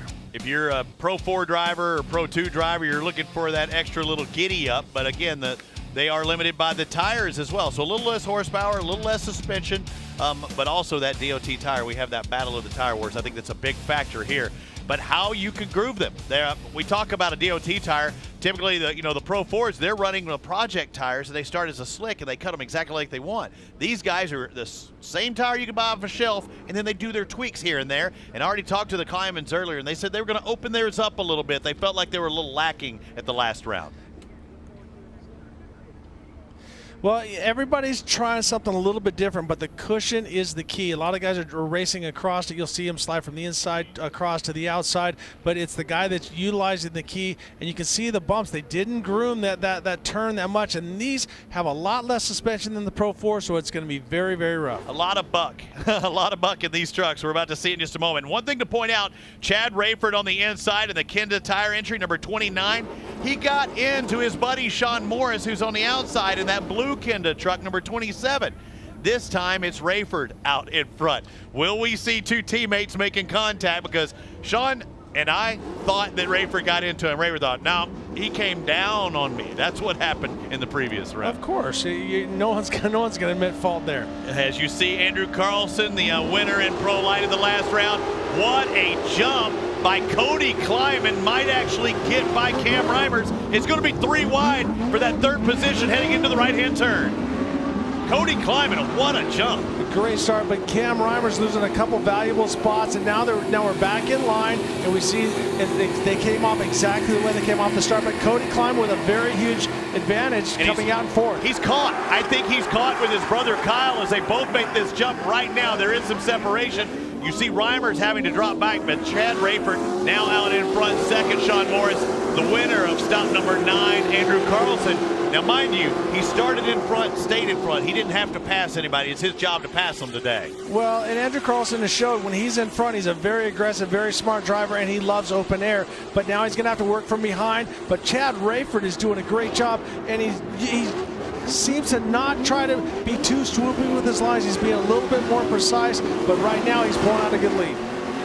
Kenda Tire, AMSOIL, Flying Dutchman Racing, AMSOIL driver out of Appleton, Wisconsin. Chad Rayford in that red truck, a little distance, about 2 to 3. Now look on the inside here, trying to get by Carlson. That's the 42, the series points leader of Kyle Kleiman. I straight up fast, as you see, still into him, and now Andrew Carlson's going to be swapping around because he just wouldn't let go of that yellow truck, and I think it cost him because now Cody's going to close in. Well, Andrew Carlson got passed right there, and then he kept leaning on Kyle Kleiman, but then as you can see, when he did finally get let go of him, he shot to the right, so that just indicates that he had his wheels turned into him. But right now, Kyle Kleiman, who's been a standout guy all year long, had some trouble in Bark River. Let's see if he can work his way back up to the front. And one of his worst finishes in the year, if you can call it that, a fourth at the last round was Kyle Kleiman. The win going to Carlson, who's just behind him now. Chad Rayford still leading this thing out in front. His best finish, he's finished second 3 different times. At Chicago, at Elk River, and Bark River. So he's been varied, and he's finished second. Can he win here today? Well, here we're watching Kyle Kleiman, and I love how this kid looks for traction, and he's very smooth. Kate Osborne. You said it is worst finish of the season there in round 9. Well, Kyle Kleiman actually lost his brakes in round 9 as well. Something that he had to deal with. Not good for him as he feels like he's lost his momentum here this weekend at Redbud. Rotation. Let's go Carlson. And you see Carlson on his lid. And I don't think that Cody was close enough to touch him in that situation. But now he's going to go from 3rd, 4th, all the way to the back. And they're going to have to roll him back over. And where he's at right now, we might see a full course yellow. Yeah, he's in a very vulnerable spot. His cab is upside down. So more than likely we're going to stop the race, or not stop the race, but we will absolutely probably go to a full course yellow. Let's take a look at what happened, Ricky. He comes in as he bounces, as he starts to hike it. He gets in, gets a hold of one of the bumps, and he gets on the bicycle, and around he goes. Over he goes, but we saw Kyle Kleiman in the 42 coming back onto the course, over-rotated as well. So that turn is playing havoc with these drivers. And in the case right there, you saw the big braking bumps, and he tried turning when he still had braking bumps remaining. You almost have to hit those a little straighter than you typically would, but this time it bit Andrew Carlson.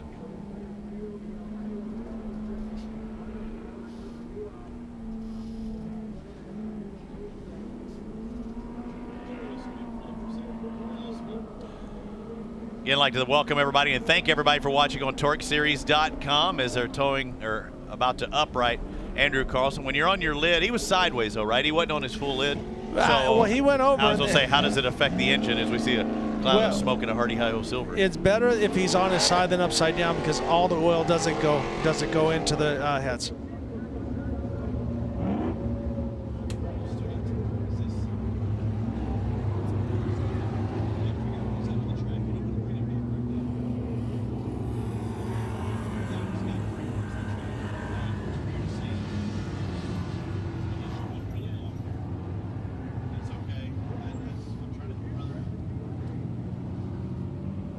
You see Carlson will pull into the back of the track there, body work coming off. Kyle Kleiman had that big bobble.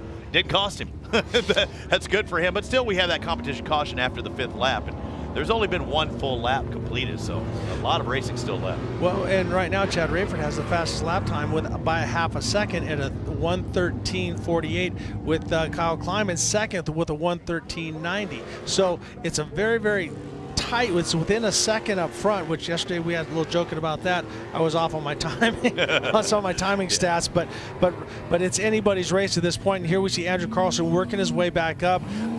That's the great thing we talk about with age comes occasion. He's still young, but he's not hurt. He's still, I think he liked having that 3/4 of a track to catch up with the field because, I mean, everybody's going to start at the same time, but that's kind of like your mini shakedown. You can find out if something's right or wrong with that truck. Is it running? Are my brakes working? Are the wheels going straight? I can relax my hands on the wheel. Is it pulling right or to the left so that you know what you got? And you're not going to stop.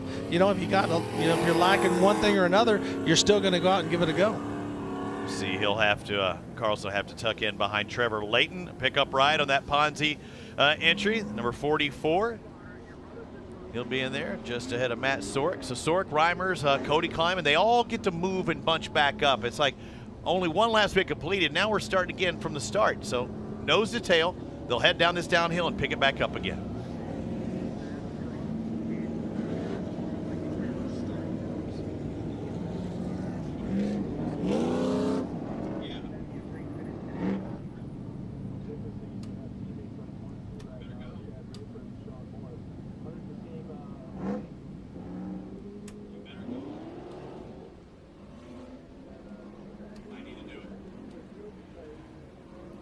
Andrew Carlson's now at the back of the field after getting rolled back over, so he'll have to go from worst to first if he's going to win this race. Chad Rayford takes the green, and they kick back off here at Redbud. Chad Rayford with a great jump. Sean Morris running the protective line. Here we see Cody coming in to rub it on Kyle just a little bit.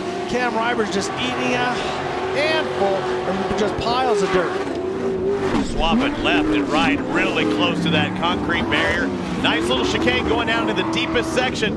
Watch right here, big bumps. Rayford went outside to in, opened up that inside. Too much with Sean Morris, and Kyle Kleiman took advantage. Kyle Kleiman did a great job, and that's what we want to see in racing. Do good side-by-side, bumping and banging. This isn't about, sports cars and don't scratch the body. You use your bumpers as well as you use your tires and your steering wheel. You don't want to plow into the guy, but sometimes you got to get physical. I'll tell you, I'm feeling like Nostradamus today, but watch that turn the next time around. If Chad Rayford leaves that much door open, you're going to see Kyle Kleiman take advantage. He cannot do that again. Yeah, Kyle's looking up the inside on the exits all the time, and Rayford pushed a little bit, so I don't know if he's using his turning brake effectively. You can see he's double guessing. He comes in, he turns in, he corrects, he turns in. Let's go to Kate Osborne. Chad Rayford, the guy right now in front, he is the target on his back right now. He is looking to get his first Pro Light win of the 2017 season. Round 9, he had to fix that front suspension coming out of round 9. He says that he feels confident right now starting at the front, although he says he does actually like the feeling of chasing somebody, which he might have to do here with Kyle Kleiman. As you see, I said don't go wide or you're going to have bad things happen. I'm telling you, Nostradamus Floyd is on right now. I felt it. There's no way you could have done that with Kyle Kleiman being that fast. Well, Kyle's really fast. He comes straight up the inside. A little bit more like we were talking about different riders. Ricky Carmichael would use the insides on the braking zones better than anybody and make up tons of time coming in because you can't go fast around the corners. They're too rough. That's the difference between motocross and truck racing. And you know, Kyle Kleiman had a birthday a couple of weeks ago. He's actually coming from quad racing. He and his brother race quad, so he still has that feel as well. And Cam said, you know, I thought it was interesting. He said you get locked into that groove or into that rut. That's why the quads helped him better than a motorcycle. Motorcycle you can throw around more, but a quad you're kind of stuck to where you're aimed. Yeah, you can lean side to side on a quad. I could never figure it out. I had friends that I had Marty Hart, and, Marty Buchanan, Stevie Wright, and Waxeldorfer, and all these different guys that were really fast. Need Sundal from down to San Diego, but I was never good on a quad. Andrew Carlson has worked his way up into fourth. Actually gets by Cam Reimer. So Andrew Carlson's pushing back up to the front. The fastest lap of the race. That last one, a 1:11.0. That is 2 seconds quicker than Chad Rayford's fastest lap. That's all it tailed. Yeah, Kyle Kleiman is running an unbelievable race at this point, and I like how patient that he's being. He's coming into the corner. He's not trying to rush the middle. He's coming in, sort of letting it set, and then pulling the trigger on the way out. Oh, you're seeing Carlson lose some fiberglass there. He's up into fourth place. One thing I do want to point out, and some insider information, is they went to new brakes this year, some very expensive brakes at that, but they are overheating. He told me yesterday Kyle Kleiman had lost his. Cody said he was okay with it, but they do have the same brake setup. Yeah, well, the Pro Lights, you can use. You don't have to go to the big 6-piston, Brembos and stuff like that. They're a little bit smaller, a little bit lighter, easier to slow down. So, but still, you got to make sure that it stays underneath you the whole time because you run the brakes so hard coming into these zones. Sometimes it boils the fluid. And that was what was happening. They said they heard the fluid, the brake fluid boiling in there. Stainless steel rotor. I'm surprised it doesn't warp that. But I asked how much do those brake pads cost because he said they would glaze, the rotor. $200 per wheel for the brakes. That's $800 for the truck. Yeah. For the brakes. One set of pads all around, my friend. Now I want you to look closely at Andrew Carlson over the right rear cab. Is that the water overheat? Is he starting to overheat? I see some steam coming out there on Andrew Carlson. You see that coming out? It's getting worse and worse as we go. So something's going on. He's lost a fan. Look for something to happen here with Andrew Carlson. You don't want to see old Smokey out there. And Andrew Carlson only 1 point behind Cam Reimers. Carlson sits fourth with 148. He's still in the championship hunt, and we know we go back to his home track at ERX for 3 more races. He gets in, bumps his way through Cody Kleiman, but let's keep an eye on that because that is not a good sign. When that steam goes away, guess what? No more water. Competition caution, they're going to have to sort it out, and also not going to be running as much air over that radiator. Well, they're not worried about that because they have fans, unless the fans aren't running. Competition caution is out. We'll continue the Pro Light second half here in just a moment.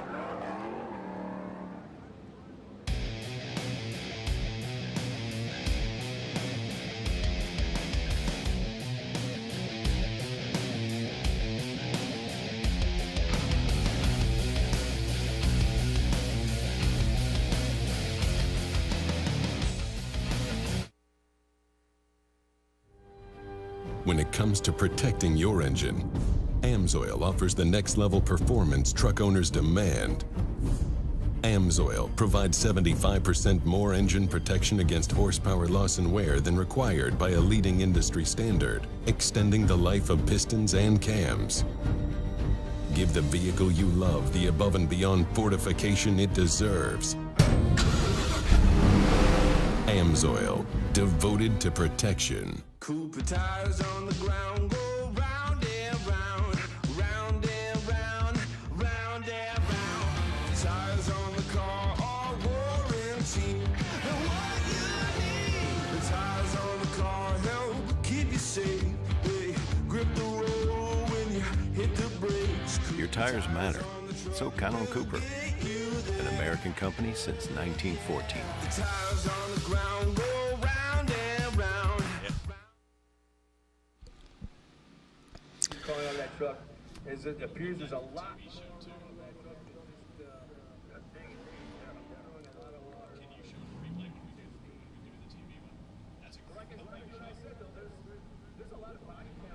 Old Smokey not looking so good, Rick. Well, you were talking about Nostradamus, but I think I called that. Yeah, I saw a little bit of smoke coming up because in stock car racing they'll run the overheating tube on the windshield, so it shoots on the windshield over on the passenger side, which there's no passenger, and what that does, it indicates, hey, you got some stuff going on, you're getting hot. But here it was just pushing out. It's pushing out the back.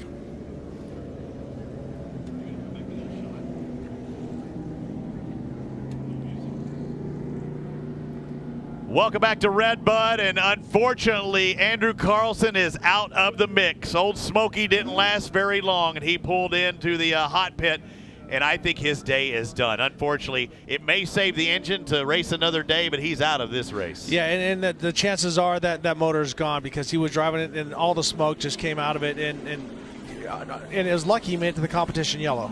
Kyle Kleiman has the fastest lap of the race by 0.7 of a second. Cam Reimers actually had a strong last lap. He's back in third right now. And Chad Rayburn, he said he was kind of holding back a little bit at the last round.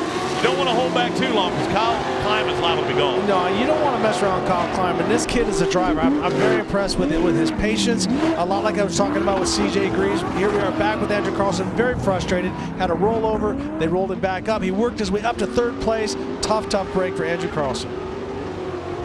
You see Kleiman leading Rayford, Reimers, Sorek, Sean Morris. So Matt Sorek works his way into fourth. Good job by Matt, the 28 out of Indiana, Kenda Tire Starmont Manufacturing Machine. Here in the horsepower, still 450 horsepower, a lot, and they're able to make that downside at that horsepower hill. And watch Kyle Kleiman, the patience in the corner as he comes in, he throws it in, and he doesn't get too far sideways, and he just rolls the throttle on, feeling for traction. So there are a lot of guys, that's a special gift that some drivers have, can feel for traction, and he's definitely got it.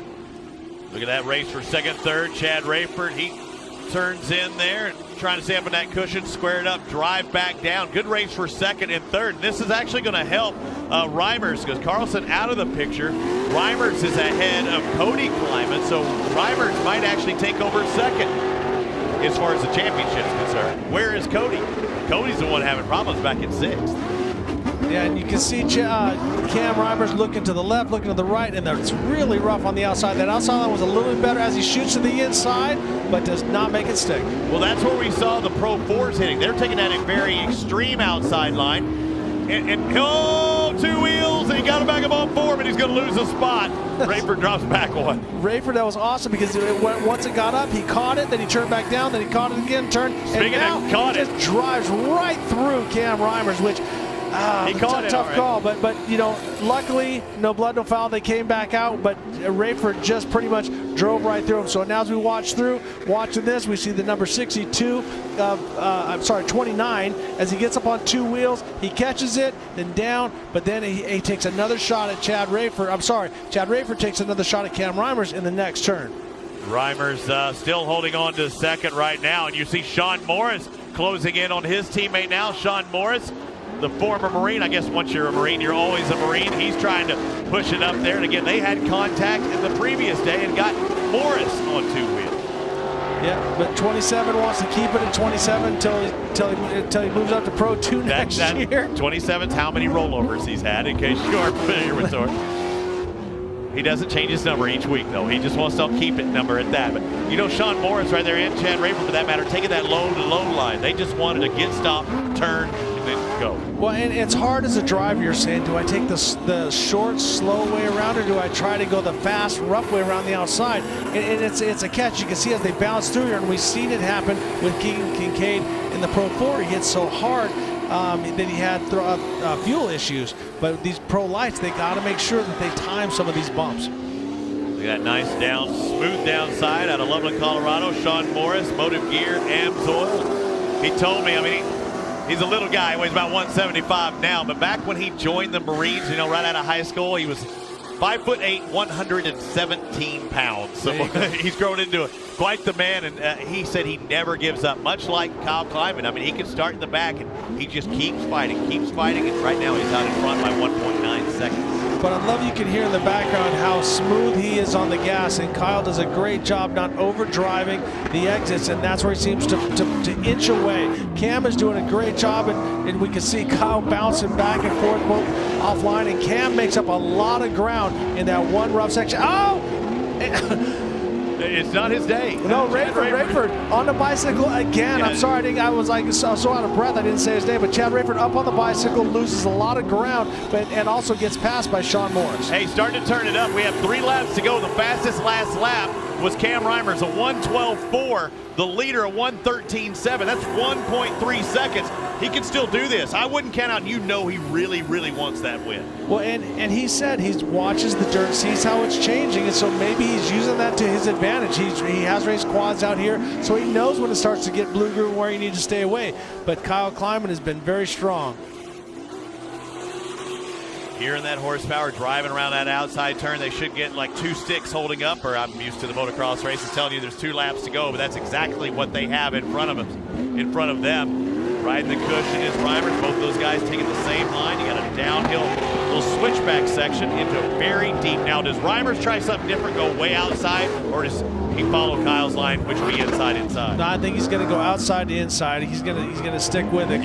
It helps him give a little bit more drive through here and then off the corner. So he's got it. That's his strong point, is that section. It's a little bit more like motocross. Let's go to Kate. You guys are talking about Cam Reimers. He said earlier that you can't get locked into your favorite line here at this track, and that is also something he learned with his moto days here in the Redbud area. Yeah, that's right, and that's what you were saying, Ricky, as you see him get into a little bit of the fluffy stuff. But, that last time around, 1.5 seconds. There's only about a lap and a half to go for the Liquid Wrench number 21. Will he have enough here at the end? Or has it been Kyle Kleiman just kind of managing the situation as well out in front? Yeah, and Kyle's the driver. Watch how he comes in real patient, gets the car rotated, then he accelerates hard coming off. He's not wasting a lot of times hanging it out through the corner where it can bite you. Haul and tail going nowhere a lot of times. As the white flag comes out, especially with soft dirt, a lot of wheel spin. But Kleiman, Reimers, Morris, 1, 2, and 3. Top 3 separated by 6 seconds. But that white's going to be a checker flag, that Yamaha checker flag. Who's it going to come out for? Kyle Kleiman. He's about to lose some more fiberglass, and I told you that he had brake issues at the last round. You don't want to have them now. Maybe that's why he's being a little slower, smoother. Well, he's just running a smoother line that it's actually more forgiving on the truck. Cam is running a faster line out wide. He makes up ground there, but it does beat your truck up a little bit more. And when you're the guy in second, you have to give it everything you got. And when you're the guy in first, you cannot make a mistake. Up horsepower hill, and neither one of these trucks are lacking horsepower. They both have a strong power plant. Driving in nice and smooth, not too many adjustments. You see that wheel, a nice continuous arc.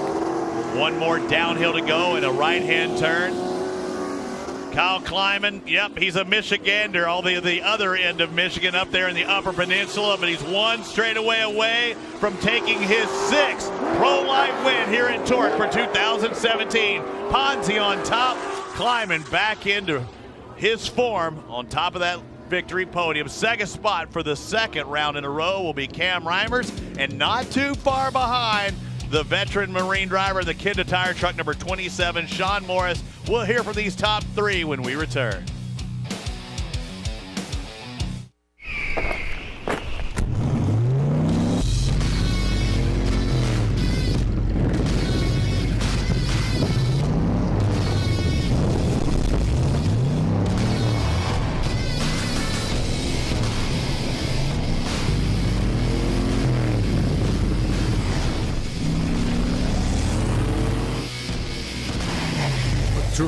Trailblade Tires, the weapon of choice for wherever you want to go.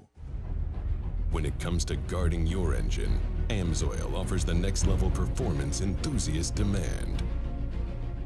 AMSOIL provides 75% more engine protection against horsepower loss and wear than required by a leading industry standard, extending the life of pistons and cams.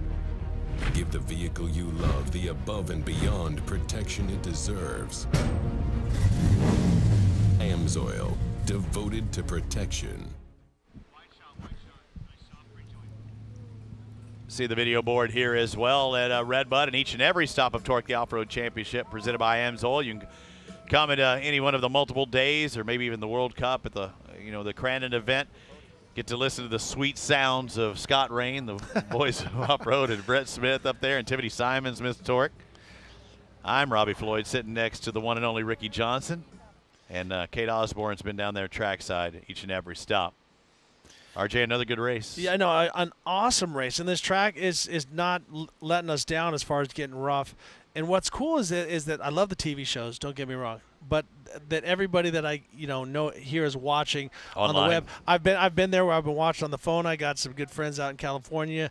Diamond Dan. Diamond Dan's watching. Big Susie. So thank you for watching. Thank you for the support.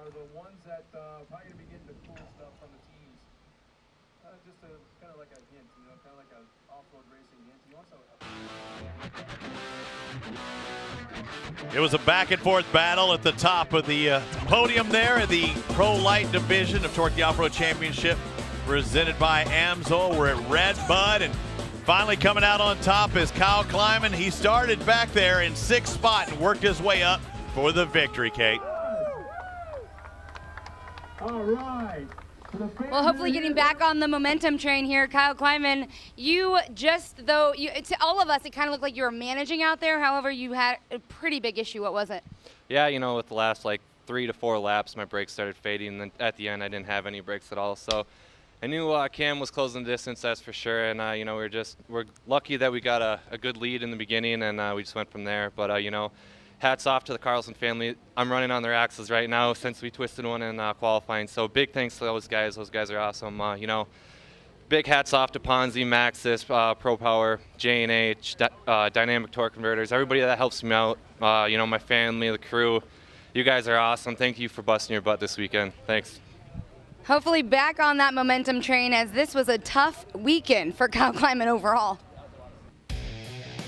Yes, it was, but still comes out on top ahead of Cam Reimer, Sean Morris, and Cody, his brother, who's still in that championship mix, had a mechanical issue, or I'm sure it's more than just brakes, because you'll drive around there with no brakes. He would finish in 6th, but a few laps down. But Andrew Carlson was fast for a while, but had to pull off the track and probably took the motor out in the process. Let's go down to Cam Reimers, who was in the mix, just couldn't quite pull it off, Kate. Yeah, he definitely was in the mix, and actually I heard on the spotters you were pulling in here that this truck here is a rocket ship. It was fastest lap there. However, dealing with some issues again. What did he have on you today, Kyle Kleiman? That was track position right there. I mean, I think I was back to last a couple times. A ton of contact off the start, a ton of contact the entire time. Knocked the front end all out of whack. Was losing power steering there the last 3 laps. I really thought we were going to catch Kyle there once I got to 2nd, but I just didn't want to risk over-rotating because the wheel was so hard in my hands. So, but I'm really pumped for Liquid Wrench. This is what these guys want. The Cooper tires, I cannot believe they held up through all this abuse. There was a lot of contact that race. Maxxis, Kicker Audio, SSI decals, Forest County Potawatomi, Rugged Radios, Dynamic Motorsports. Everyone else that helps this team that I forgot, we really appreciate it. And we're going to go back home to Iowa, work a little bit harder, and see if we can lock down that top spot. We got momentum now. Yeah, Cam's dad even said on the radio there as he was pulling in that he was kind of surprised that he ended up with that podium position after all that contact, too. Looking at the championship standings, it's Carlson and Cody Kleiman that drop back. But you see Sean Morris and Cam Reimers moving forward, getting a little bit closer to that #1 spot. They both gained some there, but now Reimers alone, just 24 points behind. Sean Morris, just 3 markers behind him. Sean Morris finishes 3rd. Oh, the Lepra. Sean is back. Lepra Sean, indeed. Okay, first and foremost, that's awesome. But second, how would you describe that race? Totally brutally rough. That's it. probably the roughest track I've ever been on. You know, you're just holding on for dear life. I was happy that I even got it up here on the box this week, and I don't think I was the fastest guy out there, but you know, you got to persevere, stick with it. I'm really sorry for my buddy Rafe. You know, he kind of gave it away to me, you know, but I'll take him. And you know, it's a points battle, and I'm pretty glad to see some of the other guys go out. You know, but Kinda Tires #1. You know, buy these at any of your Kinda retailers, boys. All right, Sean Morris upping his podium game. He says, by the way, his visor is right behind him still. Congratulations, Lepra Sean. It's not just about the trucks. We also had some UTVs, Pro Stock, Pro Mod. We talked about them earlier and just the dominance of, one CJ Greaves. Let's take a look at the Pro Stock. You know, he's been dominant all year long. 8 races, 8 wins. Would it be 9? My money's on CJ. Well, but Jake Lunderby was so fast and was up there. And here we're seeing a lot of the guys bumping and banging, getting sideways. Kenny Mash, the 947. He was aggressive off the start, held CJ off for a bit. Right, but then it was Lunderby that held it almost the whole race, was right there. We saw a lot of action. The sand section was so rough. It bit a couple different drivers, but it was Lunderby that was holding off CJ Greaves, and it looked like he was going to have it. And Lunderby's lived with CJ. CJ actually, built that vehicle, takes care of it during the week, and this is the one mistake that really bit him. Yeah, with a couple turns to go, he bicycles, and you could just see the frustration, but CJ Greaves was right there at the right time to pounce. And 9 main event victories, and he pulled Jake up there and said, come on, you're part of this. But Pro Mod UTVs, now CJ's driving his dad's modified. Well, it's a partially modified as far as the motor's concerned. He starts out there near the front, and he pretty much stays there, Ricky. Yeah, he stays there, but then it was Cheney that would look, and he would get close, but he could not quite get close enough to make a pass. It looked like he was, had the speed down the straightaway, but it was CJ that was fast in the corners and the bumps. Still a few rollovers, and yeah, we thought CJ would be down on horsepower and Kyle Cheney might be able to push towards the end, but really more and more separation. CJ Greaves would pull out to a convincing victory over Kyle Cheney. Rodney Van Eperen back in third, so he loses 2 more points to Kyle Cheney, but you can't count out Van Eperen, Cheney, or CJ now for the win. But look at that victory. CJ wins his first and second race of the day and follows it up with a Pro 4 victory later on. Look at that. The final race, the Pro 2-wheel drives. We've got the horsepower. We've got more suspension and only 2 wheels of clawing, unlike the 4s that we saw at the top of the show. Who's going to win today? We saw a lot of banging and a lot of excitement at the last round. I'm quite sure it's about to continue here at Red Bud.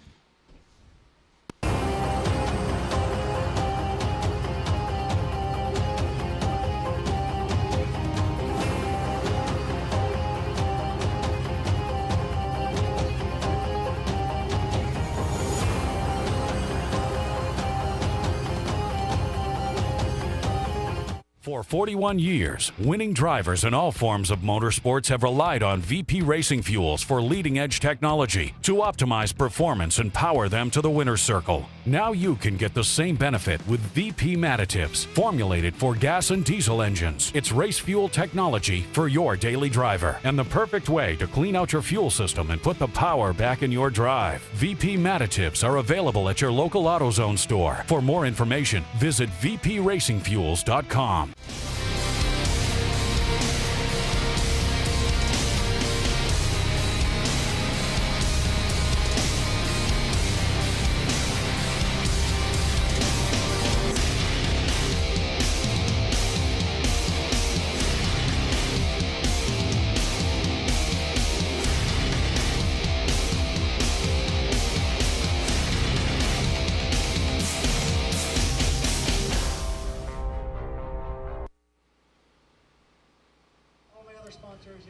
One of the big questions here at Red Bud at the start of our show is who's going to win the Vision Wheel Bad Mofo Award. And right now, I would have to say CJ Greaves might be a top candidate for that. We saw an aggressive drive that time by Kyle Kleiman. He worked his way up, what did I say, from 6th, 7th up into the lead, so he might be a recipient of that as well. But somebody's going to take home $250 And the Bad Mofo Award brought to you by Vision Wheel. And Rumble at Redbud is still about to go down, and we had quite a bit of rumble yesterday in a Pro 2-wheel drive. Absolutely. We saw Andrew Carlson get the whole shot and let it the whole way. We saw Luke Johnson come up. They had a little bit of bumping and banging going on, race and move. Luke Johnson went around, but it was great to see Brad Lovell. Yes. Gosh, I always call him Lovell. Brad Lovell I thought he was work his way back up because he lost a belt in qualifying. Kate Osborne, do you have a social question for us? Does somebody come to us? Enlighten us. Oh, enlightening you guys from Mary Kay. Oh, Mary Kay, not Mary Kay Cosmetics. from Okay. Facebook. She says the track looks awesome on the broadcast, and she It wants is? to know, it does, who designed the track? Who can we give credit to? Jeff Nordstrom, and he worked very closely with Pete Brinkerhoff and Ben on this. So I really didn't have any input on it. I gave him what I thought. No, you gave your opinion. No, yeah, I know. Go figure, right? Hashtag TORC. But no, this is a creature of Jeff Nordstrom and the TORC crew. So Pete Brinkerhoff and Ben, and also the Richies, Tim Ritchie. They put it together. They helped bring the tractors together, and they laid this whole thing out. They've been adjusting and tweaking it a little bit here and there. I have put my input in there because, as everyone knows, I'm very opinionated. But it's all about Jeff Nordstrom and his crew. So Flavio and him, they did it. Good job. And so that's one question. We'll see if anybody has any more out there. And I was curious. And guys, I got more already. You got more? Give me some. Throw it. Oh, man. Is that Scott Rain? I heard in the back. You can hear the Redbud behind us here. There are podium celebrations going on right beside us. Okay, we got another one, and this one's again for Ricky. Sorry, Robbie. I'm not fine. People love the Ricky. Okay, so Daniel Adaminsky. Hey, hashtag Ricky Johnson. Do you think you could wheel a Pro 2 past Luke Johnson? Yes. that was wrong even asking that question. So here's the thing: is that absolutely. No.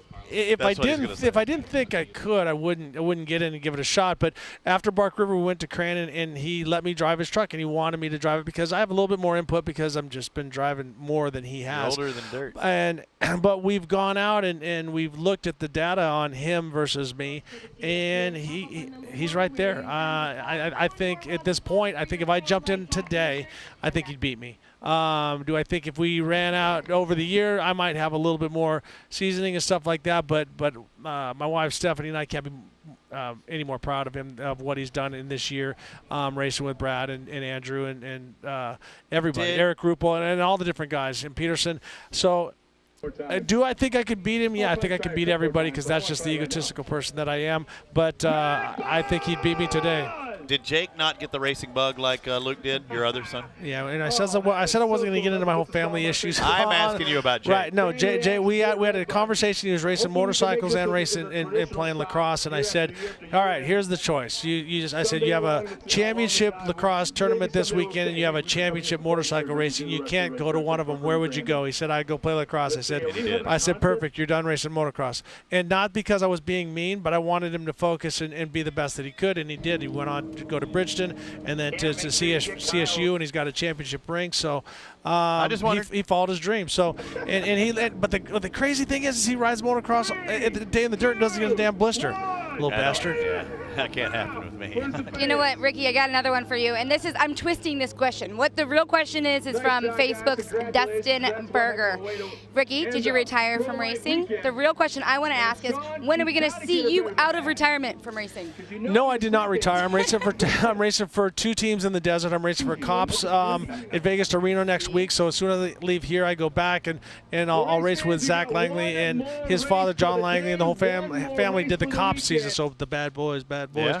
So Luke and I both race for John and Zach Langley, and then also I have a 2-year contract with Team C. I'll be running a trophy truck and a Mason 4-wheel drive trophy truck, which is a game changer. 1,000 horsepower, fuel injected. This thing is a beast. Wow. And I got to drive it for the first time. So no, I'm not retired. I just got kicked out of this series into the booth. So as I said. And that truck, you have a navigator with you. Yes, in there. I mean, Have you ever been the other Steve guy? Covey. Oh, you have been. You've navigated for other people there. That has to be scarier to me. No, what's scary is, and I'm going to say it, and he's my boss, is running with Larry Connor because he has, as soon as I told him about Larry and Tyson about hold it wide and send it, he's all about it. And so we're bickering back and forth. I'm like, you slow down, you're off the trail. And he's like, don't yell at me. And I'm got like, this. He's like, don't yell at me. I'm like, we're going to die. He's like, no, we're not. We're fine. And so we go back and forth. But it's scary teaching people because I have a feeling of what they should be doing, and they're not doing it. And so, and sometimes they're not wrong, but it's spooky when you're in a 1,000 horsepower truck going 120 across the desert. A little spooky. RJ, I wish you could teach me. I gotta say, I was bummed I missed the. I know this rally guy that does a lot of TV shows. Yeah. Maybe I could set you up with him. I know who you're talking about. I've heard of him before, and I just don't think he can put up. His patience is good in a lot of things, not with me. His bowling teaching skills are terrible. His golf teaching skills are terrible, only to me. And I imagine his driving teaching skills to me are also Even though he's one of the best drivers in the world. he actually, and funny enough, he actually is a driver instructor. That is how he kicked off. We're talking about Tanner Faust, and he kicked off his career in driving and actually teaching people how to drive cars, and he still can't teach me. Yeah, Ricky, I need your help. But he is I try and teach her how to drive every time in the rental car on the way to the place. We have. Can't We've nobody literally teach gone her. Understeer, oversteer, Can't. understeer. Ain't The no one thing- teaching. The one thing she knows is how to pull in and out of a Starbucks, and she's got that thing dialed. All right, thanks, Kate, for all your input. And again, if you have any questions at each and every stop, we'll be more than happy to ask. Or even, I saw, the climbers in the background, go up and ask them. We are not afraid. We'll try and hit you up and give you every bit of scoop we can. All right, so we're going to step aside for just a little bit. I think we got some Pro 2s on the line. They're buckling up, getting ready to go. And you see Hannah Graff there, Allies for Autism. Looks like he's going to be on the front row. I don't know where Cody Conrad is. I thought he was going to get that pole position. We'll be back in just a bit.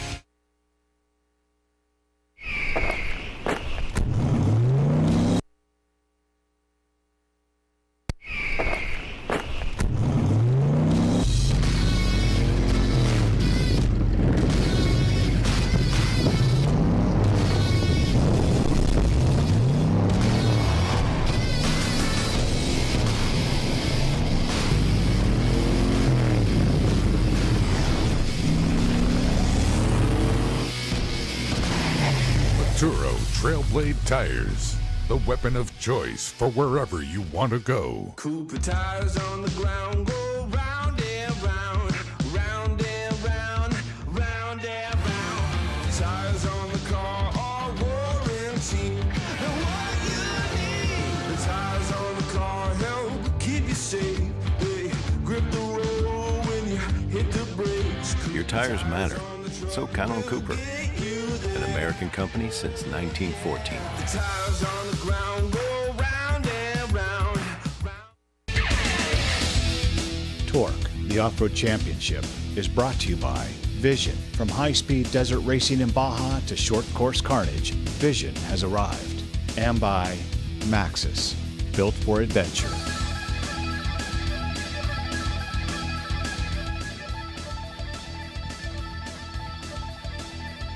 As it looks like we're getting a tow back. Is that Kyle or Cody climbing? We know Cody had to exit the race. Looks like Kyle. And I think Kyle's actually having to be towed back to his pit area. But it's always a better feeling when you're getting towed back and you just won the race,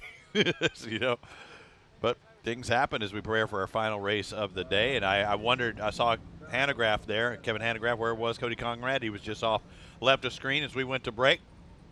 So Cody Conrad will lead the field in his kind-of-tired Conrad's Auto Salvage Matco Tools truck as they're reworking the track. And I'm seeing also this little turn down here, and that's the little flat bowl turn. They're leaving it a little bit too, and I kind of like that. Now, it's going to be slippery that first lap, no doubt, with the water being thrown. Yeah, it's just going to be hard for the drivers because, which I disagree with them for not grading that because it makes the first lap, the braking points are a lot different. And the drivers at the end, as we see nice little rainbows. Now, they might have graded it on the inside. We didn't see that. That was a farther outside line. But you're right. But I like a track that's more suited side-by-side racing on lap 1 and 2, but gets rougher as it goes.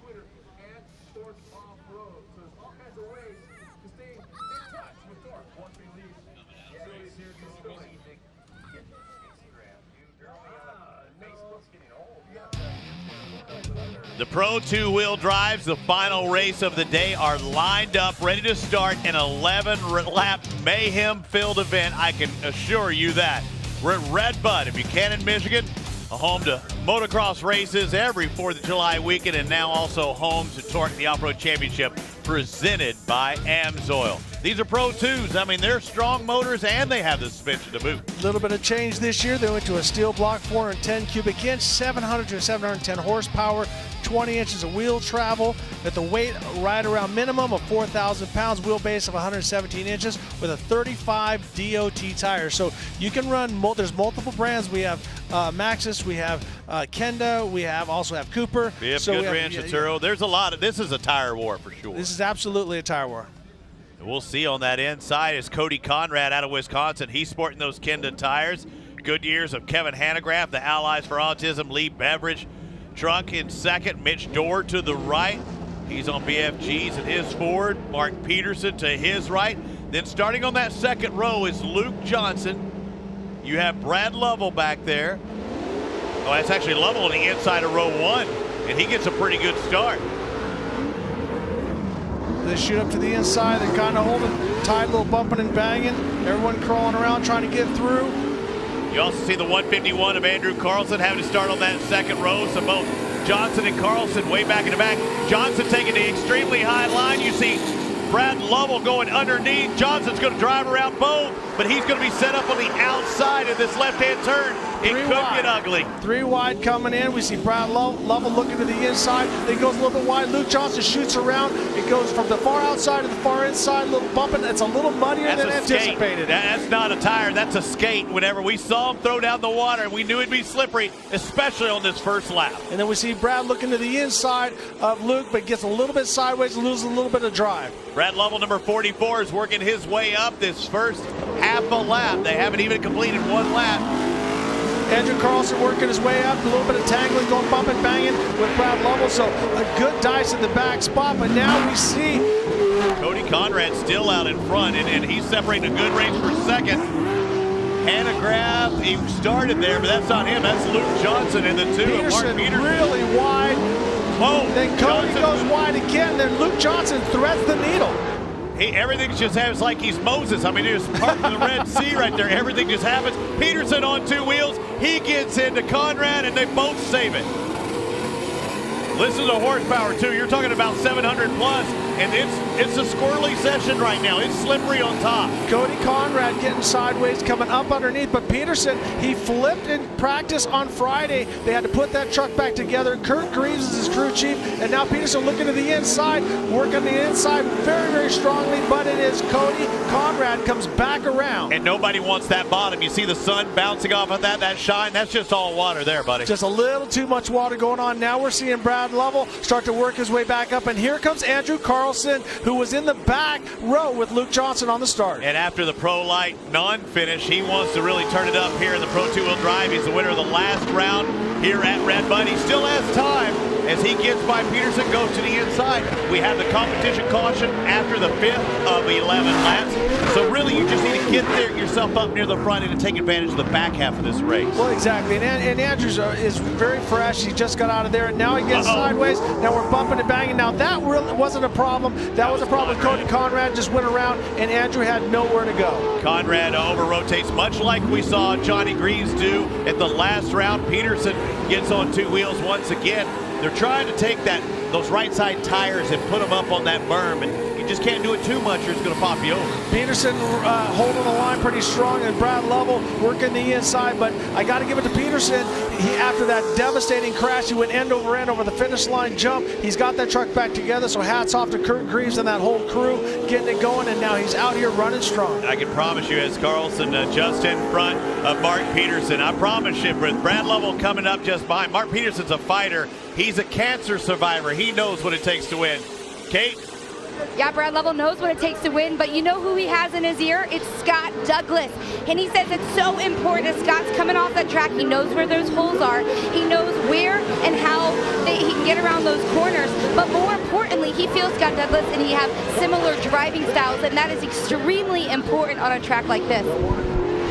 As you see, thank you, Kate, as you see the battle right now between Mark Peterson and Brad Lovell. Peterson got out of position, but Lovell rotates just a little bit too much and can't make that move. But when I look at the fastest lap of the race, Luke Johnson is 2.2 seconds a lap faster than Andrew Carlson right now. Running very strong, but he's got to make sure that he has something for the second half. Right. Now we're seeing that. Now we see those three back in the spot that we saw yesterday. Luke Johnson in first, which Andrew Carlson was there yesterday. Andrew in second, and then Brad Lovell in third. So Brad was the fastest guy in practice this morning. So expect to see him come back after the track starts to tack up a little bit. And he was the fastest guy. I mean, as far as raceability, he was the fastest guy yesterday at the end, having to work his way up. But you know, you saw a little puff of smoke. A little puff. I don't like to see that, especially. Well, I see a lot up in front of him.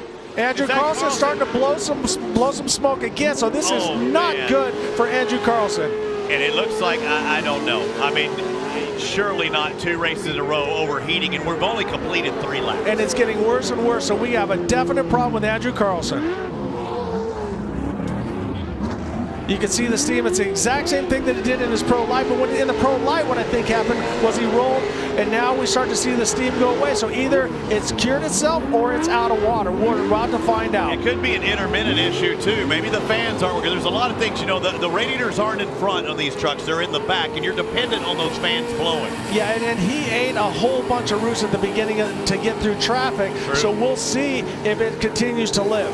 He must be a little low on power as he didn't quite clear that first double as well. And the Amsoil truck number 44 of Brad Lovell really closing in just behind. But again, I don't see the smoke this time. Maybe it has corrected itself. Kate Osborne, you got more on Andrew Carlson? Yeah, unfortunately, still trying to figure out what's going on with why he might be smoking, but he did say following a win, he said it's extremely difficult, especially in a Pro 2, where he feels he's still exploring and finding the limit of that truck. He also says one thing that he feels, which is different than the Pro Light than Pro 2, is he has to learn how to trust this truck. And right now, if it's smoking, it's definitely a hard one to trust. You can't trust it's going to survive. Well, let me just tell you, that kid knows how to trust because he was running so fast yesterday, was running so fast at Park River. So he trusts it. He does a great job with it. But right now, this is out of his hands. This has nothing to do with him. Is this a problem that's going to take him out, or is it just smoking a little bit? But it is typically not a good sign. And hopefully the dummy light, if he has one in there, hasn't went off telling him that he's exceeded his temperatures. Because give me a ballpark figure. What do one of these motors cost? These are about. And now we see it there. It just died. It just died. So bad break for Andrew Carlson yesterday, or last round winner. Now we go back to watching Luke Johnson, who's at lap 5 of 11. How much again? I'm going to say these motors are anywhere from $25,000 to $30,000, which that's why they went to them. They're a little less. They got what they call a Brodex head. So it's here we see Andrew Carlson, a lot of steam, wants to get out of that vehicle.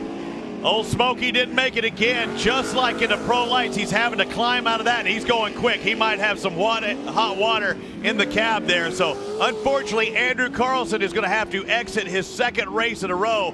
DNFs for both.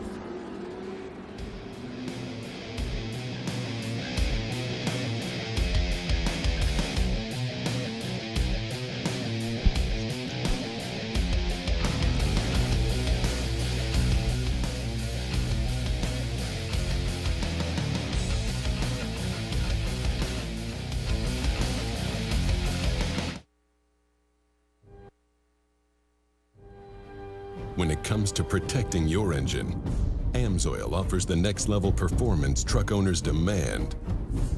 Amsoil provides 75% more engine protection against horsepower loss and wear than required by a leading industry standard, extending the life of pistons and cams. Give the vehicle you love the above and beyond fortification it deserves. Amsoil, devoted to protection. Rugged radios. Work, race, play.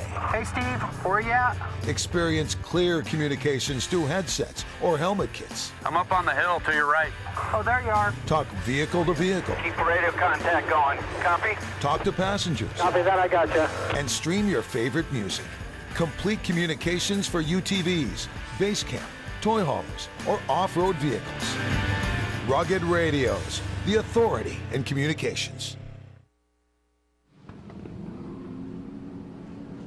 5 laps complete, 6 more laps remaining here in the Pro 2-wheel drive, and an expensive day for Andrew Carlson, and 2 DNFs. That stands for did not finish for him. Yeah, and that's a tough blow. You go from complete high, winning everything yesterday to having 2 problems, and we didn't see anything happen. So maybe he took a rock into the radiator or something like that, but we saw all the water go out of it, and then it just overheated.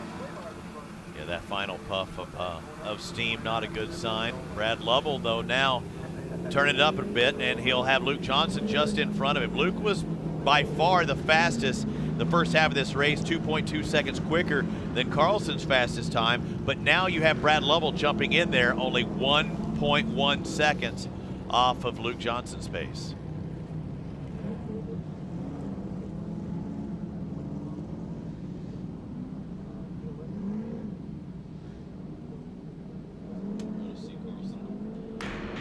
There he is, Luke Johnson out in front of the Pro 2-wheel drives. He was by far the fastest truck the first half of this race, almost 2 seconds at some point, a lap faster than the second quickest, but Brad Lovell has now moved up into second, and his fastest lap was 1.1 seconds slower than Luke. So Luke, I don't know if I'd have pushed it that hard, buddy, for that first half of the race, knowing you're starting nose to tail now, because Brad Lovell, Mark Peterson, Nelson, they're 1, 2, 3, and 4 just behind you, and Mitch Dorr behind them. Well, when a racer, when you know that you got somebody like a level of Brad Lovell, say that twice, and you got to make sure that you run as hard as you can, so when the second half starts, you get right back into the zone. Here we see some hard bumping and banging between Peterson. I think Peterson kind of did himself in a little bit on that one. Yeah, well, and he crashed hard in that truck. They had to straighten it out, put new track rods and stuff, so it's probably not handling up to the level that he's used to.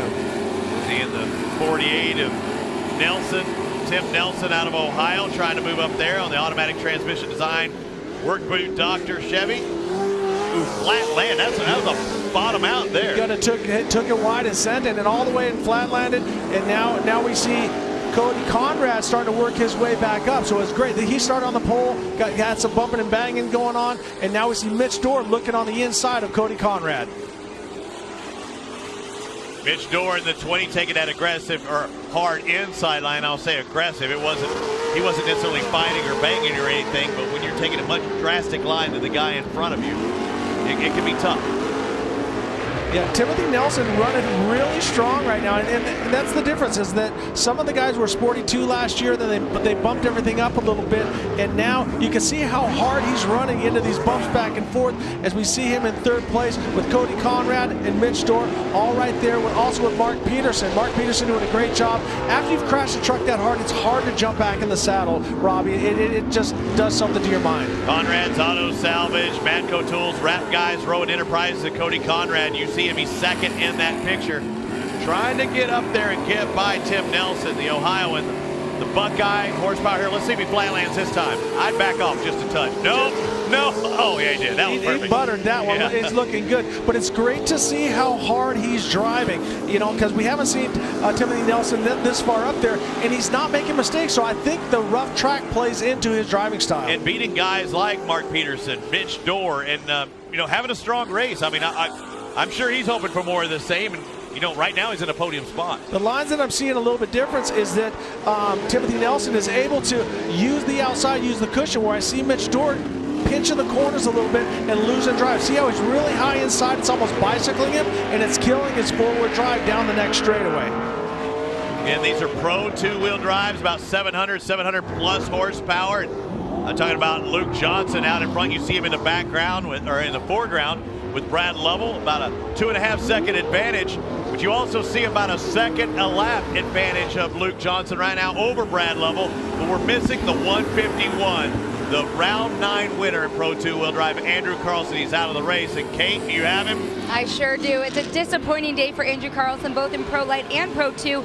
Andrew, same issue for both. What was it? Yeah, just had engine failure in both trucks, so in the Pro Light, luckily I saw the temps were a little high at the caution, so decided to pull it in and shut it off under my own power. But I had CJ on the spotter in the Pro 2. He telling me to watch my temps. They were perfect. I had great temps, so didn't really know. It sucks to blow a motor, especially 2 of them. So kind of an expensive day for us today, but yeah, it's just a bummer in the podium on both times. So was really looking forward to backing up another win. I think we had something for Luke up front. So just a bummer day. Thank you for your time there, Andrew. Sorry about it. Guys, let's get back to the track. And Ricky, when you have two trucks that have that happen in the same thing, and in two different type of motors, you had to be guessing what caused it. Did the radiators get packed up? Was there an electrical issue that they weren't able to turn the fans on? What happened? As we're seeing a great race here for third. Cody Conrad shooting to the inside of Timothy Nelson, and now Cody Conrad back up into third place. Over and under though, Nelson swings. What a race. Look at this, back and forth. Nelson on that outside. He's just going to try and drive around the outside. No Buffalo Girls, just Timothy Nelson around the outside. But Cody Conrad, I got to give it up to him. He was up in front, made some mistakes, got pushed around a little bit, and now he's put himself back into third position. So great job for that kid in tires injury. Cody Conrad, best finish of the season. When you look at it, his points tally, not up there in the hunt. Trying to figure out his best finish of the season. Best finish is a fifth. 2 times. He did it at Crandon 1 and as well as the last round here at Redbud. So he's really, at later parts of this season starting to dial it in just a bit. Well, and that's awesome. That's what we want to see in the TORC series. We want to make, Luke Johnson made it happen, make Pro 2 great again. And the idea there is to make it affordable but still very racy. Here we're watching Luke Johnson. He's got a good line coming through the start line corner. He's got about a 4-second advantage on Brad Lovell. So these two drivers have been going back and forth all year long. It started out, I was talking to him before the race about the bumping and banging going on, and we want to see more of it. We want to see these guys get physical and get aggressive. Look at that interval between Luke Johnson and Brad Lovell. And with 2 laps to go, it's almost in maintenance mode. Luke would have to, it's almost a little over rotation for Brad Lovell there. Luke would have to make a serious mistake, like do a spin or something like that. But I'm sure as a spotter, and as the white flag comes out for 1 lap to go, what are the things you're telling them when you have such a significant advantage? Find the lines, don't overdrive the entry, but don't underdrive. Don't pussyfoot it too much, because then you make a mistake, and then I myself have made a lot of mistakes on the last lap. So Zach Zagar is on the radio with him right now, telling him, be smooth, look ahead, breathe, find your exit, do all these different things, because Luke is a coach for American Off-Road, so he also coaches drivers in military special forces, so he knows what he needs to do. But when you're in the clutch, sometimes it's hard to do it. Right, and most key is stay on 4 wheels. Don't get it up on 2, but that's easier said than done. And these guys, luckily the horsepower can power you through a lot of tough situations. Watch this again. It's a purpose-built track, and tomorrow it will be no more. They're going to tear it down, and you're seeing the exhaust gases being burnt there underneath the power plant, the multicam. Langley Ford, and the 14 is going for his 3rd victory of the season. Well, it's awesome because Luke worked really hard yesterday to pull off a 3rd place, and now he's working his way up. He's got his cousins, Chris, Julie, Kate, and Jillian watching him, and he's going to bring it home. Red Bull, Cooper Tires, multicam, take that Yamaha checker flag first. Luke Johnson, 14, with the victory. And Langley Ford is happy about that, and he'll extend his points lead by 2 points over Brad Lovell, who finishes 2nd, 6.7 seconds behind. 3rd unofficial will be Cody Conrad, his best finish of the year. And we'll hear from him, Luke, and Brad when we return to TORC, the Off-Road Championship presented by AMSOIL. It was quite a rumble at Redbud. When it comes to protecting your engine, AMSOIL offers the next level performance truck owners demand. AMSOIL provides 75% more engine protection against horsepower loss and wear than required by a leading industry standard, extending the life of pistons and cams. Give the vehicle you love the above and beyond fortification it deserves. AMSOIL, devoted to protection. Cooper tires on the ground, go round and round, round and round, round and round. Tires on the car are warranty. And what you need, the tires on the car help keep you safe. They grip the road when you hit the brakes. Your tires matter, so count on Cooper, an American company since 1914. The tires on the ground go round and round. TORC, the Off-Road Championship, is brought to you by AMSOIL, devoted to protection, and by Cooper Tires. We make tires for people, not just cars.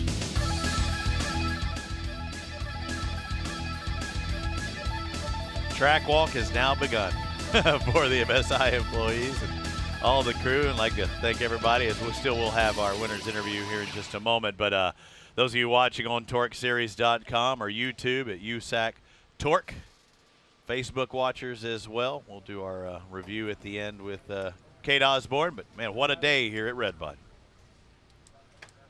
All right, we're going to go trackside and catch you with Kate Osborne.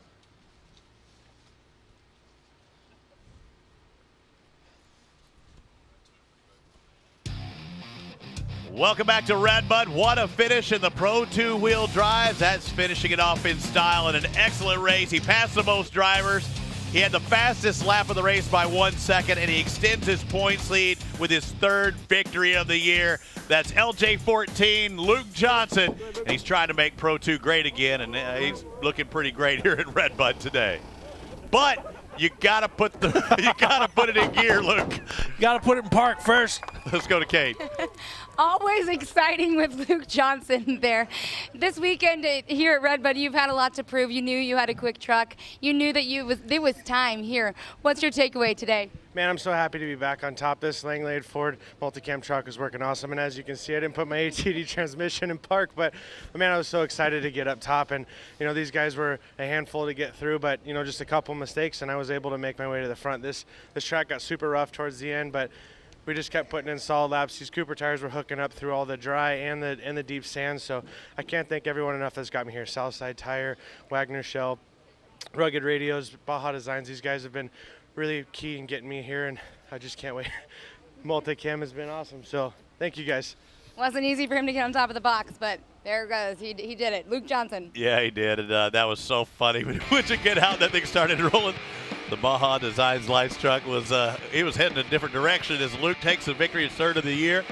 Lovell, Conrad, his best finish of the year. As I look at the championship points, Mitch Dorr drops back one, so that means Mark Peterson's probably going to move up one as well. So a lot of positioning. Hanegraaff, Shaber, Gee, and Carlson with the DNF in 10th place, not what he wanted. But after some bad luck, this weekend, Brad Lovell coming, a couple podium finishes. Kate, I'm curious to see, did he really have anything for Luke here today? That's a darn good question, Robbie. Did you really have anything for Luke today? We're so excited to see you back on the box, but could you have caught him? I was working as hard as I could out there. I'm really trying to watch the holes, the ruts. It got slick at the top. I didn't want to put it into the wall. Just trying as hard as I can. Luke drove really clean. It's frustrating going into these bumps down here. They're huge, and you got to just pick and dart your line through there. So real challenging track. Got to hand it to Luke. But, boy, I couldn't be happier with the second. We've had so many gremlins in our truck. We got them all out of the way. Got to thank my family for being here, team for perseverance, AMSOIL for making all this happen, and having oil yesterday that still held up at 360 degrees in our underdrive. That saved an $11,000 part, so thanks to them. Cooper Tires, everybody else, Rugged Radios. You can tell he's happy with that, and more points between he and Luke. Yep, and that AMSOIL holding up strong for Brad Lovell. He's right there as you look at the championship points. And little position change, and yep, you see 2 points differential. Peterson now moves into third. Dorr drops back to fourth. When I look at Cody Conrad, he's 91 points back. You just got to say, can I pick off Hanegraaff? Can I get by Ruppel? Just keep fighting, because that's exactly what he did today. After his best finish of 5th at Red Bud at the last round, he comes back with a 3rd today. Congratulations, Cody Conrad. We are seeing a different driver each and every one of these races with you, Cody. What was the big difference for you today from even round 9 here to round 10? We've been having some problems with the trucks, and we're just trying to get it all dialed in and get some seat time. I guess is the biggest thing for me. So today it went good for us. I'd say it went good for them. Definitely. You and the team, congratulations on the 3rd place. Ricky's going to have to fill out that suit. I know. We got to feed him a couple burgers and stuff like that, but I love that. He's just such a quiet kid. But, man, he was throttling it. He did such a great job today. And you also just hear, seat time is the key.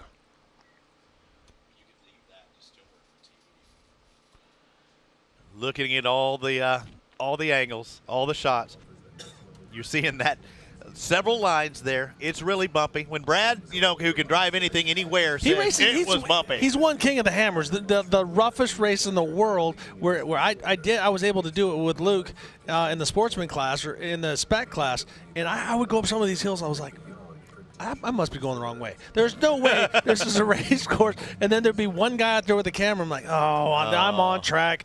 And yeah, he won that. But it's great. I love to see the camaraderie of these guys, because I racing against somebody that's your friend is a lot like sparring or boxing or doing MMA or something like that. They're your buddy, but you want to beat them, and so whatever that is, you want to have a good dice and back and forth. And I just love the champion that Brad Level is.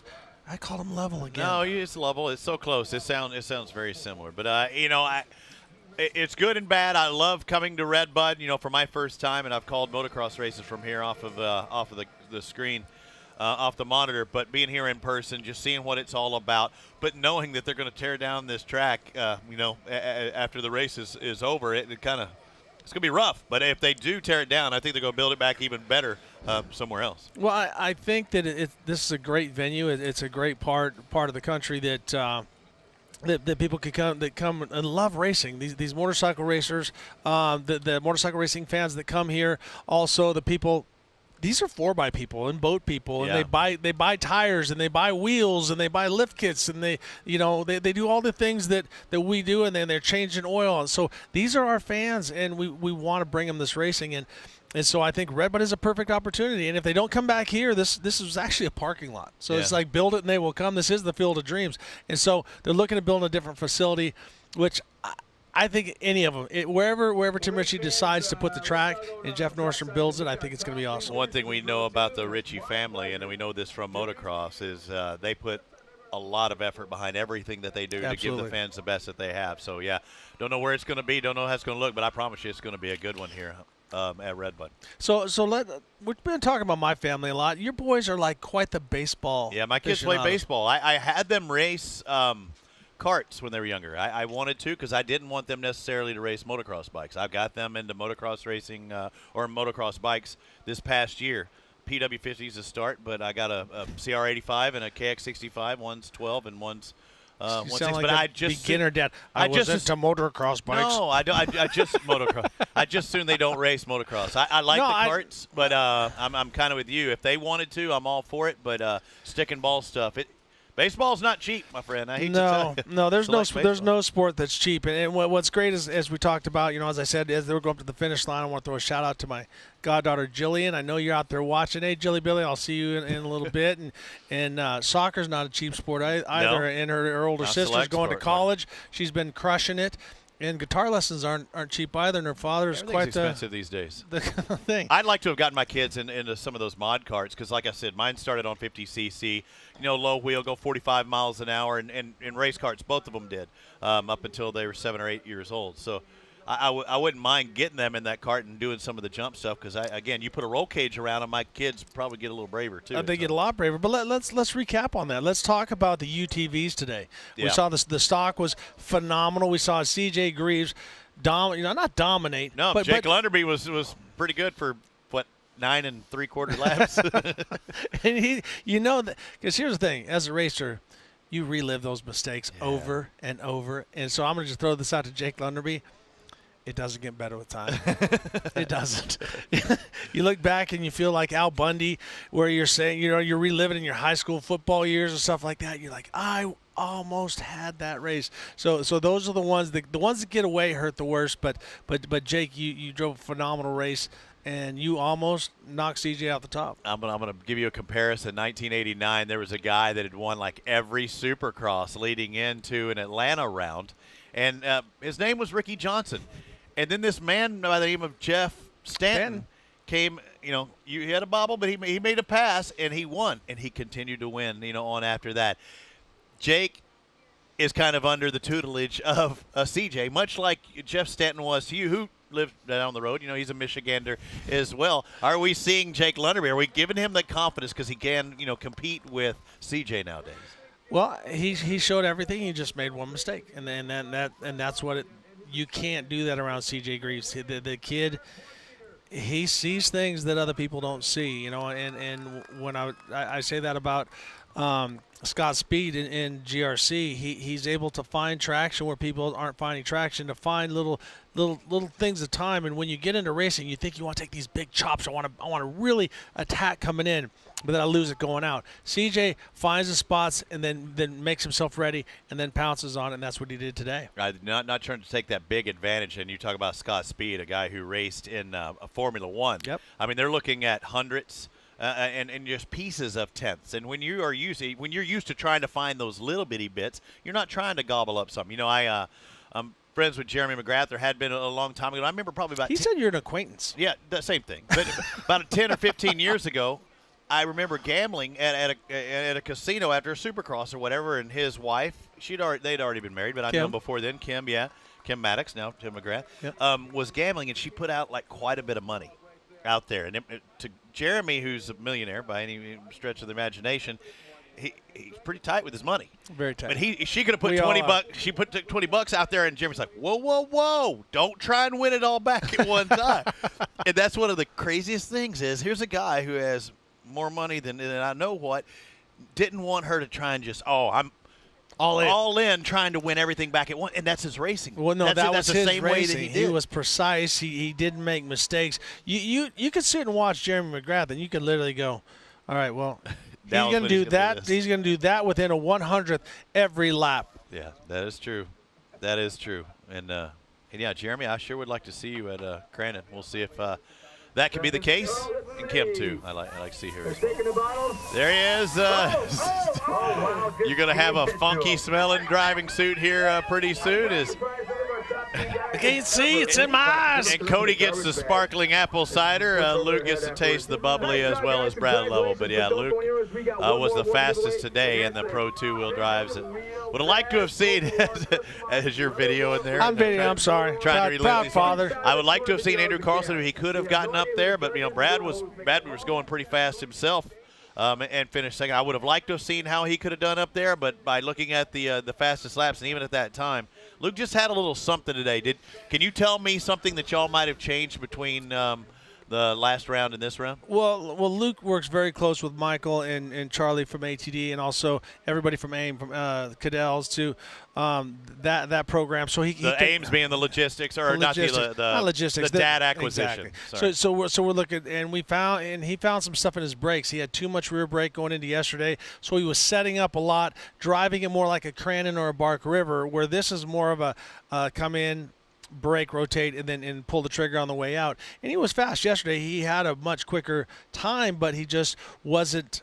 He was real swoopy with his moves, and then this morning in practice he was. And then working with Charlie and Michael from ATD, we talk about the converter, talk about that's big the gear splitting, because you have a couple different configurations that you can run in the transmission. Typically a stock transmission. If you buy one off the thing, it's a Turbo 400. It's got have what they call a 248.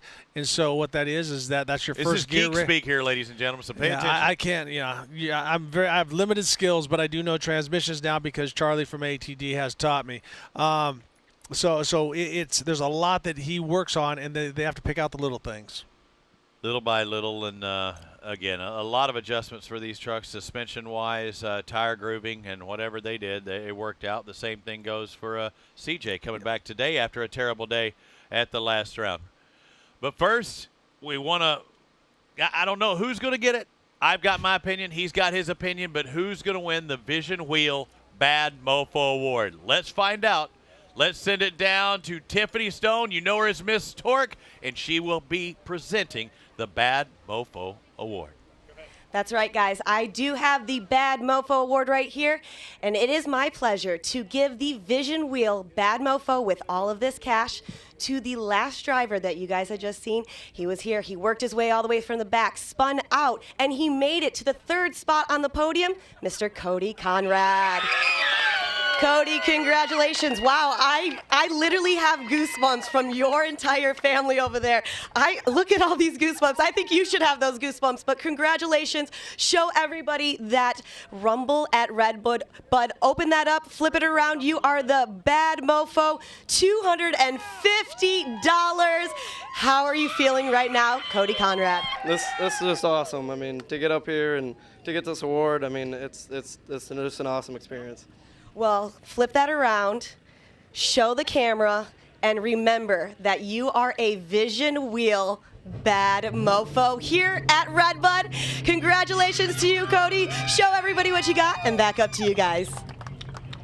That is awesome to see the expression on his face, and it's great because, you know, yes, we looked at CJ Greaves, did a great job doing what he did, but Cody did an awesome job. He had the pressure. You have to understand, he hasn't been driving that much, and so now you're on the pole. Guess what? You're on the pole. Hold him off. And so he's been sitting there worrying about that because I don't care who you are, when you're in that position, you have everything to lose and nothing to gain except lead every lap.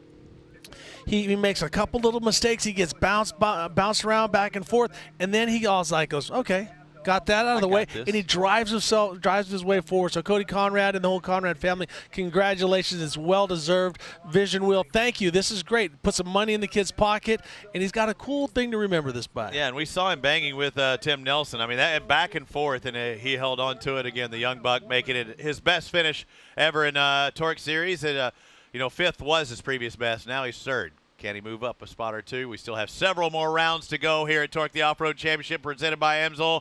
Riggy, it was good, my friend. Kate Osborne, thanks for all the scoop down there trackside. And next stop, where are we going to next? Crandon. So we're done with Redbud. It's the big house next at TORC, the Off-Road Championship presented by Amsoil. Thanks for watching.